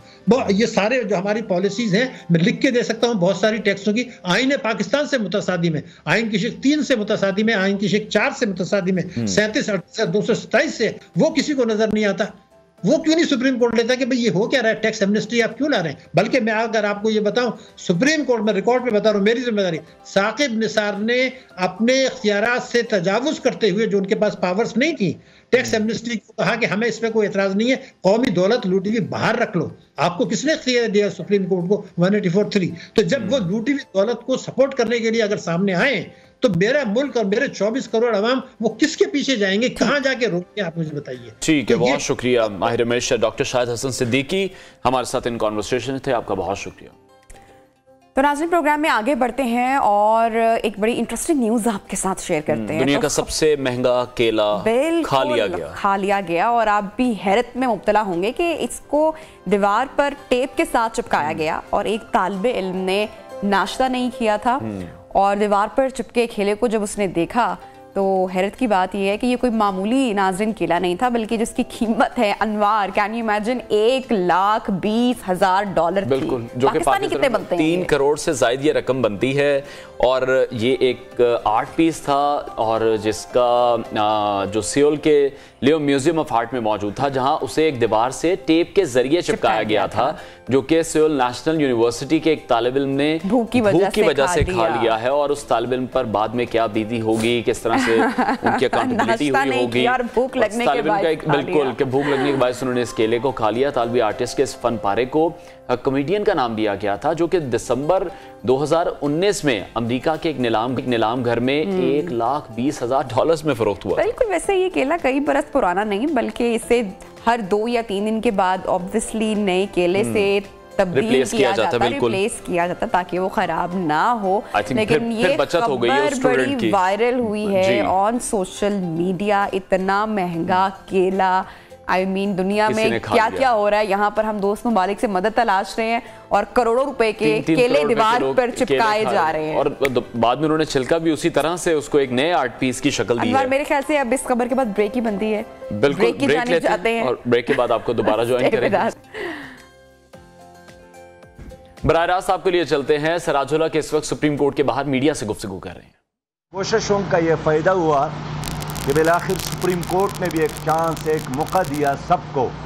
लेकिन मैं अब भी इस उम्मीद के साथ हूँ इंशाअल्लाह कि सियासी जमातों के दरमियान राबते हैं। कल हमारे मरकज़ी ज़मादारान का इजलास हुआ, उसमें जमात इस्लामी ने यही तय किया कि एक मुतफ़िक़ा इलेक्शन पर इत्तेफाक राय पैदा करने के लिए तमाम स्टेक होल्डर के साथ जमात इस्लामी मज़ीद राबते रखेगी और जारी रखेगी। अमीर जमात इस्लामी सराजुल्लाह मीडिया से गुफ्तगू कर रहे थे। ब्रेक लेंगे, ब्रेक के बाद आपको दोबारा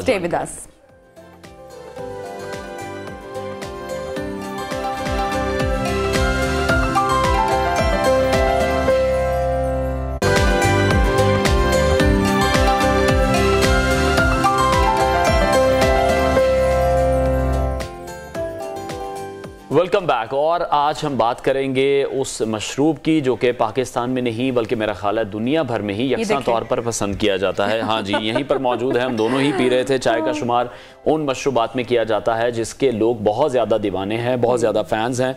और कुछ लोग तो ऐसे भी हैं कि चाय के बारे में कुछ सुनते भी नहीं है कि इतनी ज़्यादा चाय क्यों पी रहे हैं। कल भी हमने वैसे खबर शेयर की थी आपके साथ, हमने कुछ फैक्ट्स शेयर किए थे कि जब चाय नाश्ता करते हैं या कोई भी खाने की चीज़ लेते हैं और उसके साथ हम चाय ऐड कर लेते हैं तो कितना नुकसान उसका होता है। तो शुरू में तो चाय को बतौर अनवार अगर आज सदियों पहले देखा जाए तो इसको मेडिसिन के तौर पे यूज किया जाता था। फिर जैसे वक्त गुजरता गया, हर घर, ऑफिस और इंसान की जो चाय है वो जरूरत बन चुकी है। और अगर इसको एडिक्शन कहा जाए या लत कहा जाए, आई थिंक बिल्कुल सही वर्ड है। और दुनिया में शायद ही कोई ऐसा फर्द हो जो कि चाय ना पीता हो, जिसको चाय ना पसंद हो। और जो पाकिस्तानी हैं वो तो माशाल्लाह से अगर किसी चीज के पीछे पड़ जाएं तो फिर पड़ ही जाते हैं। ना पी ले तसल्ली भी नहीं होती। और अब एक उसको एक थेरेपी के तौर पर ज्यादा मेरा ख्याल है यूज किया जा रहा है कि अगर थकावट है या बहुत ज्यादा नींद आ रही है तो उसको दूर करने के अलावा मुल्क में मेहमानों को भी मशरूब के तौर पर पेश की जाती है।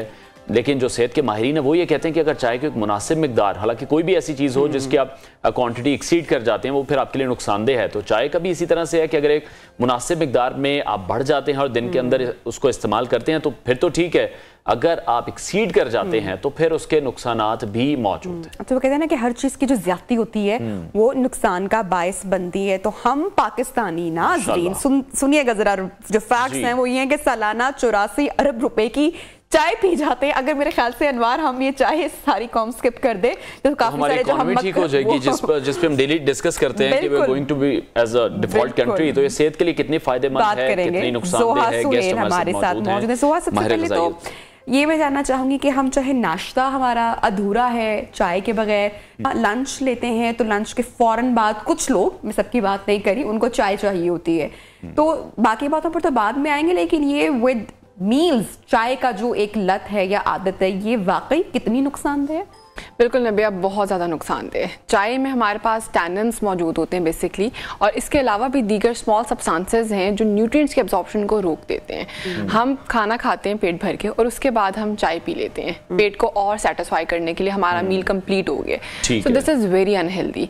कभी भी आपको अपने मील्स के साथ चाय का इस्तेमाल नहीं करना चाहिए। जैसे मैंने बताया, इसमें ऐसे सब्सटेंसेस हैं जो न्यूट्रिएंट्स के एब्जॉर्प्शन को रोक देते हैं। सबसे पहले ये आयरन के एब्जॉर्प्शन को रोकते हैं। अब आप देखें पाकिस्तान में मर्दों में, औरतों में, बच्चों में, तीनों में आयरन डिफिशिएंसी बहुत ज्यादा पीक पे जा रही है। सो उसकी रीजन क्या है कि पाकिस्तान में चाय कंजम्पशन बहुत ज्यादा हो रही है, टी कंजम्पशन एक्सीड हो रही है और उसकी वजह से आयरन एब्जॉर्ब नहीं हो पा रहा। लोग आयरन वाली चीजें कंज्यूम कर रहे हैं। आप अपने पेशेंट से पूछते हैं, हम पूछते हैं कि आप ये चीजें ले रहे हैं, और वो कहते हैं कि बिल्कुल हम आयरन रिच चीजें ले रहे हैं, बट पीछे रीजन क्या थी? चाय की कंजम्पशन। कॉम्बिनेशन हेल्दी कॉम्बिनेशन नहीं है।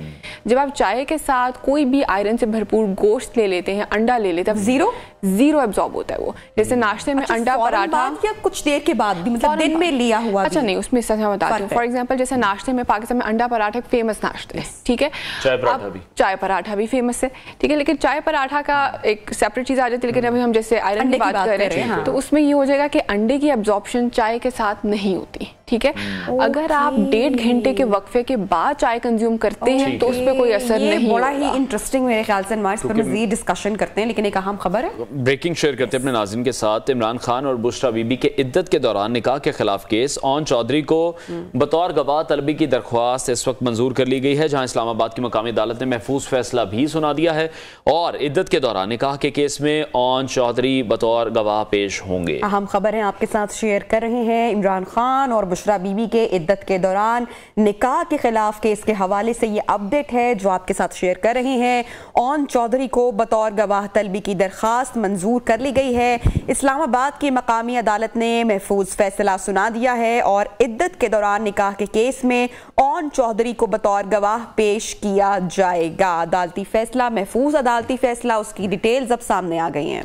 इमरान खान और बुशरा बीबी के इद्दत के दौरान निकाह के खिलाफ केस, ओन चौधरी को बतौर गवाह तलबी की दरख्वास्त मंजूर कर ली गई है। इस्लामाबाद की मकामी अदालत की जानिब से यह फैसला महफूज था जो अभी सुना दिया गया है। इद्दत के दौरान निकाह के केस में ओन चौधरी बतौर गवाह पेश होंगे। इमरान खान और बुशरा बीबी के इद्दत के दौरान निकाह के खिलाफ केस के हवाले से आपको अपडेट कर रहे हैं। ओन चौधरी को बतौर गवाह तलबी की दरख्वास्त मंजूर कर ली गई है और इस्लामाबाद की मकामी अदालत की जानिब से इस हवाले से फैसला महफूज किया गया था जो अभी अदालत की जानिब से सुना दिया गया है। इद्दत के दौरान निकाह के केस में ओन चौधरी बतौर गवाह पेश होंगे। ओन चौधरी को बतौर गवाह तलबी की दरख्वास्त मंजूर कर ली गई है। इमरान खान और बुशरा बीबी के इद्दत के दौरान निकाह के खिलाफ केस के हवाले से आपको अपडेट कर रहे हैं। इस्लामाबाद की मकामी अदालत की जानिब से फैसला महफूज किया गया। हमारे कॉरेस्पॉन्डेंट मोहम्मद अवैस मजीद अपडेट करेंगे। अवैस, बताएगा अदालती कार्रवाई से मुतालिक। जी बिल्कुल, इस्लामाबाद के डिस्ट्रिक्ट एंड सेशन कोर्ट के जज ने आज सिविल जज नसर मुनल्ला बलोच ने महफूज शुदा फैसला जो है वो सुना दिया है, क्योंकि एक केस था जिसमें इमरान खान और बुशरा बीवी की इद्दत के दौरान निकाह के केस की समातें हुई थी। उस हवाले से ओन चौधरी को बतौर गवाह तलबी की दरख्वास्त जो थी वो दी गई थी। आज अदालत ने फैसला महफूज किया था और आज वो फैसला सुना दिया गया है जिसमें कहा गया कि ओन चौधरी बतौर गवाह इस केस में पेश हो सकते हैं। इद्दत के दौरान निकाह के केस में ओन चौधरी बतौर गवाह पेश होंगे, क्योंकि इससे कबल जो मुफ्ती सईद थे जिन्होंने उन्होंने ये निकाह करवाया था वो अपना बयान अदालत के रूबरू रिकॉर्ड करवा चुके हैं। ठीक है, बहुत बहुत शुक्रिया मोहम्मद उवैस, हमें अपडेट करे थे अहम खबर के हवाले से। यहाँ पे आपके साथ एक और अहम खबर नाजरीन शेयर करते हैं और अहम खबर की डिटेल्स ये हैं कि चौधरी शुजात ही काफ लीग के सदर होंगे। ब्रेकिंग न्यूज है, इलेक्शन कमीशन ने काफ लीग की पार्टी सदारत केस का फैसला सुना दिया है और फैसले के मुताबिक चौधरी शुजात ही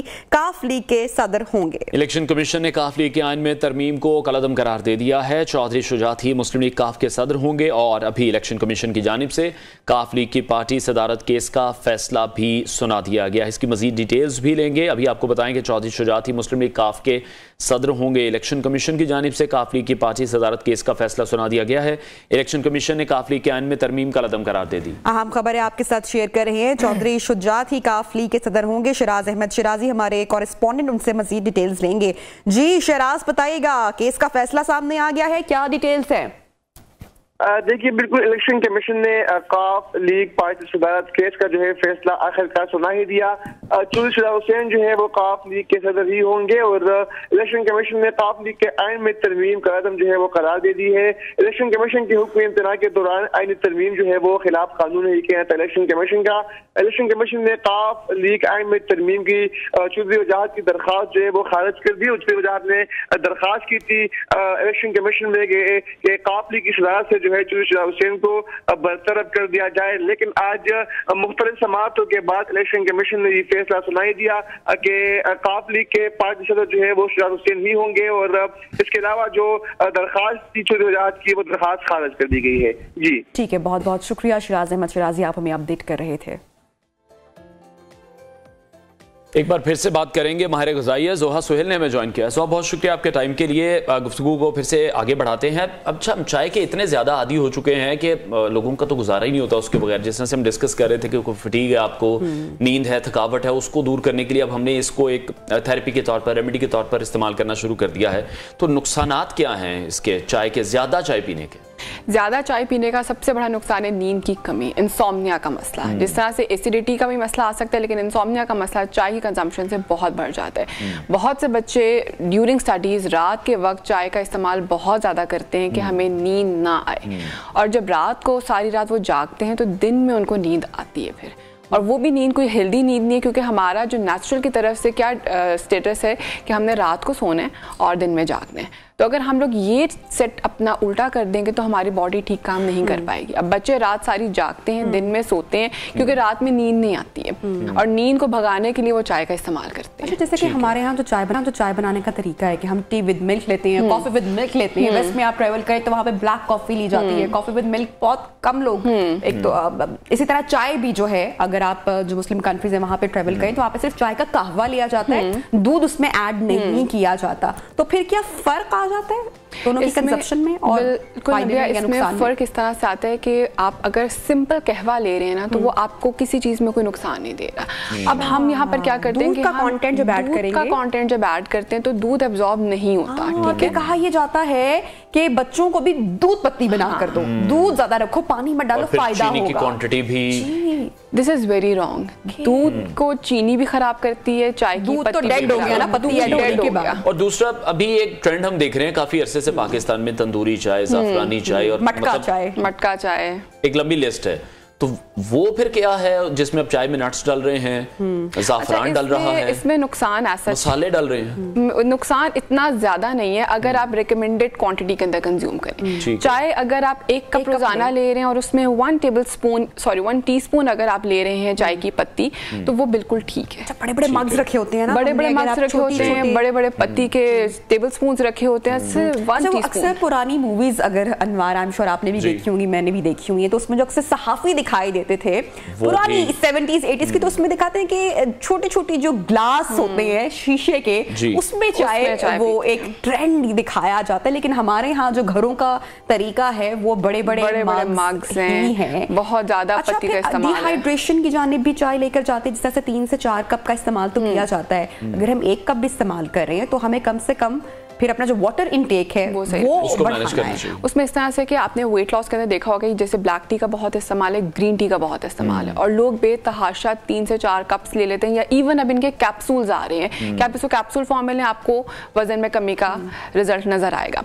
अच्छा, उसमें मेरे पेशेंट्स ने ये इस्तेमाल किया, उन्होंने दिन में 4-4 कप चाय भी पी, 4-4 कप ग्रीन टी भी पी ऑल्टरनेटिव डेज पे, एंड आफ्टर दैट वो इसी मसले के साथ मेरे पास आए कि हम डिहाइड्रेट हो रहे हैं, हमारी स्किन पे इतनी खुश्की हो रही, कोई भी मॉइस्चराइजर अप्लाई कर लें, पानी जितना मर्जी पी लें, बट हाइड्रेशन नहीं हो रही कंप्लीट। सो उससे मुझे खुद भी ये एक फिजिकल फैक्ट मिल गया कि यहाँ पर चाय की कंजम्पशन ज्यादा करने से डिहाइड्रेशन हो रही है, और उसको पूरा करने के लिए पानी काफी नहीं है, मॉइस्चराइजर काफी नहीं है, वो इतनी सोए डिहाइड्रेशन है कि आपके स्किन के ऊपर एजिंग के सिम्टम्स आ रहे हैं, स्किन क्रैक हो रही है, बुढ़ापे की तरफ जा रही है। सो बेहतर ये है कि अपने आप को इन सब मसाइल से रोकने के लिए आपको दिन में सिर्फ 1 कप चाय पी लें, ज्यादा से ज्यादा 2 कप ले लें, और उसमें सिर्फ 1 टीस्पून जो उसकी पत्ती है वो ऐड करें, इससे ज्यादा ना ऐड हो। इसका मतलब जो अर्ली एज में बच्चे हैं, जैसे नबिया भी डिस्कस करी कि बच्चों को भी फीडर्स दे दिए जाते हैं, चाय पत्ती के बना के साथ दे दिया जाता है, और ज्यादातर तो एक बहुत ज्यादा पाकिस्तान में चाय पापे, वो भी बहुत ज्यादा उसको कहते हैं कि वो भी खतरनाक है, फुल ऑफ कैलोरीज, बहुत खतरनाक है, क्योंकि कैलोरीज बहुत ज्यादा है, और कैलोरीज के साथ चिकनाई बहुत ज्यादा है। अब ये जो रस है इसके अंदर इस तरह का फैट यूज किया जाता है कि जब आप वो चाय के साथ पीते हैं, चाय के अंदर भी जो दूध यूज किया जाता है, हमें नहीं पता कितनी चिकनाई है, किस किस्म की चिकनाई उसके अंदर है, मैदे में जाके तेजाबियत का शिकार कर देती है। मैदे में तेजाबियत का ज्यादा हो जाना आपके सिर्फ मैदे के लिए नुकसानदेह नहीं है, पूरी बॉडी के लिए नुकसान। हमारे बड़ा कॉन्सेप्ट है हाई टीज का, बड़ा आजकल चल पड़ा है ट्रेंड, और फिर जब हमारे यहाँ हाई टीज की हम बात करते हैं तो हम कोई हेल्दी फूड तो कंज्यूम कर नहीं रहे होते, सारे बेकरी आइटम्स होते हैं। मीठे की बात की जाए तो वो भी ऑब्वियसली नुकसानदेह है, फिर मैदे की बनी हुई ही सारी चीजें हमारे यहाँ सर्व की जाती हैं, फिर उसके बाद हम ले लेते हैं चाय। सो ये भी हमारे मैदे के मसले, प्लस जो अफराद जो कि कॉन्स्टिपेशन जिनको है, ये मसले मसाइल हैं, उनके लिए भी तकलीफ दे मरहला। बिल्कुल, तो ये तो बिल्कुल एक हेल्दी हाई टी या स्नैक्स ना हुए, बिल्कुल ना हो, क्योंकि आप देखें हाई टी में किस चीज़ की चीज़ें बनी थी, मैदे की या वाइट फ्लावर की। कभी भी आपने होल व्हीट फ्लावर या कॉम्प्लेक्स कार्बोहाइड्रेट्स का कोई भी सेक्शन नहीं देखा होगा। अब ब्रेड्स में बड़ी आ गई कि होल व्हीट ब्रेड शुरू हो गई है, अब जो सीरियल्स हैं वो होल व्हीट आने लग गए हैं, लेकिन हाई टीज के अंदर अभी भी हमारे पास कोई ऐसा सेक्शन अवेलेबल नहीं है। और जो लोग ये बहुत ज़्यादा इनकी तरफ जाते हैं, वहाँ पर रिफाइंड मैदा, जो मैदा है वो खाने से कॉन्स्टिपेशन तो डायरेक्ट होती है। मैदे में जब बॉडी में मैदा जाता है तो ये हमारी बॉडी में जाके चिकनाई की फॉर्म में स्टोर होता है, ठीक है। जब ये चिकनाई की फॉर्म में स्टोर होगा, उधर से आप चाय भी कंज्यूम कर लेंगे तो चाय के अंदर मौजूदा कैफीन तेजाबियत को बढ़ाती है, तो मैदे की तेजाबियत, ब्लड की पीएच का खराब हो जाना, ये दोनों चीजें मैदे के कंजम्पशन से, चाय की बेतहाशा इस्तेमाल से बॉडी की केमिस्ट्री बहुत ज्यादा खराब हो जाती है। ठीक है, तो हमने मेरे ख्याल में ज्यादातर जो बात की है वो चाय के नुकसानात के हवाले से की है, तो कोई फायदा भी है चाय का? फायदा इसका वही फायदा है कि जैसे मैंने बताया कि ये नींद को जो लोग पढ़ना चाह रहे हैं या कोई काम करना चाह रहे हैं, वो भी एक रिकमेंडेड है। ये कि जैसे अर्ली मॉर्निंग है तो वो बेड पर ही मौजूद हैं, वहीं पर से चाय लेते हैं, वो कितनी सुबह उठते ही, मैं कल ही बात कही थी हमारा आपसे कि लोग जब उठते हैं तो वो अपने बॉडी को डिटॉक्स करना चाहते हैं, अक्सर लोग लेमन लेते हैं, वार्म वाटर लेते हैं, मैं भी करती हूँ उसका इस्तेमाल, लेकिन कुछ लोग ऐसे हैं जो कि सुबह उठते ही चाय पीते हैं और कहते हैं कि नहीं हमारा तो दिमाग काम नहीं करता या आंखें नहीं खुलती जब तक हम चाय सुबह एम्प्टी स्टमक ना लें। सो वेरी रॉन्ग, नहीं सही, क्योंकि चाय का इस्तेमाल खाली पेट लेने से मैदे की जो लाइनिंग है ना, जो हेल्दी लाइनिंग है वो खत्म होती जाती है, डिस्ट्रॉय होती जाती है। अब आप देखिए आपके मैदे में एक हेल्दी लाइनिंग है, वो चाय के इस्तेमाल से खत्म होगी तो मैदा कितना प्रोन टू है इन्फेक्शंस के लिए, कि उसमें आपने हर चीज़ तो आपके मैदे में जानी है, और मैदे की जब लाइनिंग ही नहीं होगी वो सारी चीज़ की इनर लाइनिंग्स में जाएंगी, और वो इनर लाइनिंग होगी बता जाती है क्योंकि आउटर लाइनिंग होगी नहीं। तो चाय का इस्तेमाल सुबह नहार मुंह बिल्कुल भी ना किया जाए। लेमन वाटर कर सकते हैं आप, गर्म पानी का इस्तेमाल कर सकते हैं, दालचीनी का कहवा ले सकते हैं, बट चाय का इस्तेमाल खाली पेट रिकमेंडेड नहीं है। ठीक है, बहुत शुक्रिया ज़ोहा सोहेल हमारे साथ इन कॉन्वर्सेशन थी। ब्रेक लेते हैं, ब्रेक के बाद आपको दोबारा ज्वाइन देवदास।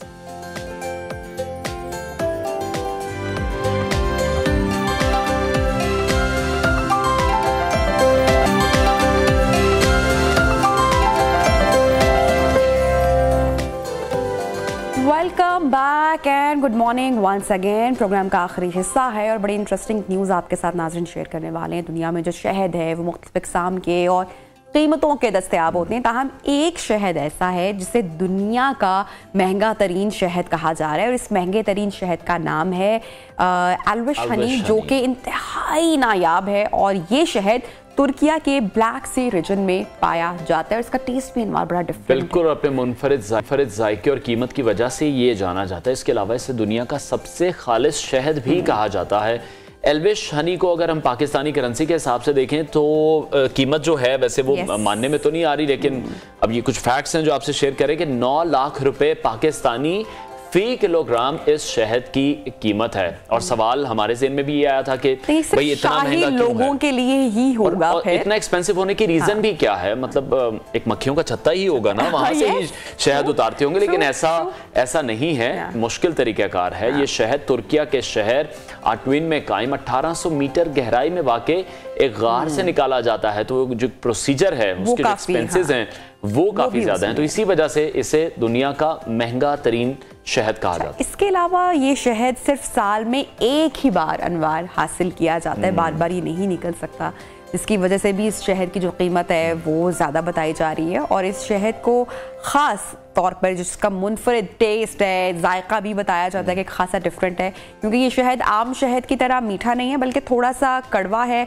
जायका इसका डिफरेंट है। लेकिन यही कहा जा रहा है जो माहिरीन है कि सेहत के लिए ये इंतहाई मुफीद है। इस शहद में एंटीऑक्सीडेंट्स, मैग्नीशियम, पोटेशियम की जो खूबियाँ हैं वो पाई जाती हैं, तो सेहत के लिए बहुत मुफीद है। और शहद वैसे भी हार्ट हेल्थ के लिए कहा जाता है बहुत ज्यादा बेहतर होता है। बिल्कुल, हम जैसे जो यहाँ पर भी शहद हमारे पास दस्तयाब है, अगर खालिस शहद आपको मिल जाए और आप उसका इस्तेमाल करें तो उसके बेशहा फायदे आपको मिलते हैं। महंगा तो वो भी बहुत है, पहली बात तो खालिस बहुत मुश्किल काम है, मिलता है। हमें तो दूध यहाँ पर खालिस नहीं मिलता, तो शहद तो फिर एक डिफरेंट आइटम। शहरों में कोई भी जो प्योर चीज है वो नहीं मिल पाती है, मिलावट वाली ही चीजें ज्यादातर मिल पाती हैं। लेकिन अगर दूर दराज इलाकों का सफर किया जाए, देखा जाए, तो वहां से अनवार ये चीजें मंगवाई जाती हैं और प्योर फॉर्म में मिल जाती हैं। और ये जो 9 लाख रुपए किलोग्राम शहद है, ये जो लोग लेते होंगे किस तरह से लोगों के लिए बिल्कुल यूटिलाइज करते होंगे, एक दिन में कितने हजार का वो शहद खा जाते होंगे, तो अपनी कीमत के हिसाब से, जायके के हिसाब से बहुत ही मुनफरिद है। इसको निकालने का तरीकाकार बहुत ज्यादा मुख्तलिफ है, इसीलिए बहुत ज्यादा एक्सपेंसिव भी है। बहरहाल आगे बढ़ते हैं और अब एक वायरल वीडियो आपके साथ शेयर करेंगे जिसमें एक अमली मुजाहिरा देखा जा सकता है कि जो इंसान की उम्र कितनी भी हो जाए, कितना भी इजाफा उसमें क्यों ना हो जाए, लेकिन अगर दिल जवान है, एक अंदर दिल में बचपना सा मौजूद है, तो वो सारी जिंदगी जवान रह सकता है, उस बचपने को एंजॉय कर सकता है जिस तरह से ये बुजुर्ग कर रहे हैं। कहते हैं ना, हमेशा से हमने सुना है, बड़े बुजुर्ग कहते हैं कि उम्र इचकी रखे, दिल जवान होना चाहिए। तो ये एक ऐसे ही जिंदा दिल बुजुर्ग की वीडियो है, सोशल मीडिया पर काफी वायरल हो रही है काफी दिनों से, जिसमें वो अपने बचपन की याद को ताजा कर रहे हैं, झूला झूल रहे हैं नाजरीन। और वीडियो में हम देख रहे हैं कि जो बुजुर्ग शख्स है वो बच्चों के साथ झूले में बैठे हुए हैं और खुद भी खुश हो रहे हैं। झूला किसी पार्क में नहीं है बल्कि किसी इलाके की गली में है। आज भी जब आप शहरों में जाते हैं, जो छोटे शहर है वहां पर पुराने वक्तों में लोग, अनवार आपको पता है कि ये झूले बच्चों की तफरीह का सबसे बड़ा जरिया हुआ करते थे। जब जो मेले लगते हैं, लाहौर की भी बात करें, यही झूले होते हैं, वहां पर भी ये झूले मौजूद होते हैं। और ये वीडियो जब सोशल मीडिया पर वायरल हुई है तो इस पर बड़े दिलचस्प कमेंट्स भी थे, मिलियंस ऑफ व्यूज भी थे, बहुत ज्यादा लोगों की जानिब से सराहा भी गया है कि जो एंजॉयमेंट है उसके लिए कोई एज लिमिट नहीं है। हमारे यहाँ होता है ना कि जैसे आप 30s या 40s क्रॉस करते हैं तो वो बड़ी एज लिमिटेशन हमारे यहाँ आ जाती है। एक्सपेक्ट यही किया जाता है कि आप बिहेव भी फिर उसी तरह से करें। एक्जेक्टली, कि अब ये चीजें भाई हमारी उम्र को सूट करती हैं या नहीं करती हैं, लेकिन मुझे बड़ा अच्छा लगा ये वीडियो देख के कि जो खुशी देती है वो उम्र के आप किसी भी हिस्से में एटलीस्ट करना चाहिए, खुश रहना चाहिए। कितनी ही जिंदगी है आखिरकार। बहरहाल नाज़रीन, हमारे प्रोग्राम का टाइम खत्म हो रहा है। कल आपसे मुलाकात होगी। अल्लाह हाफ़िज़।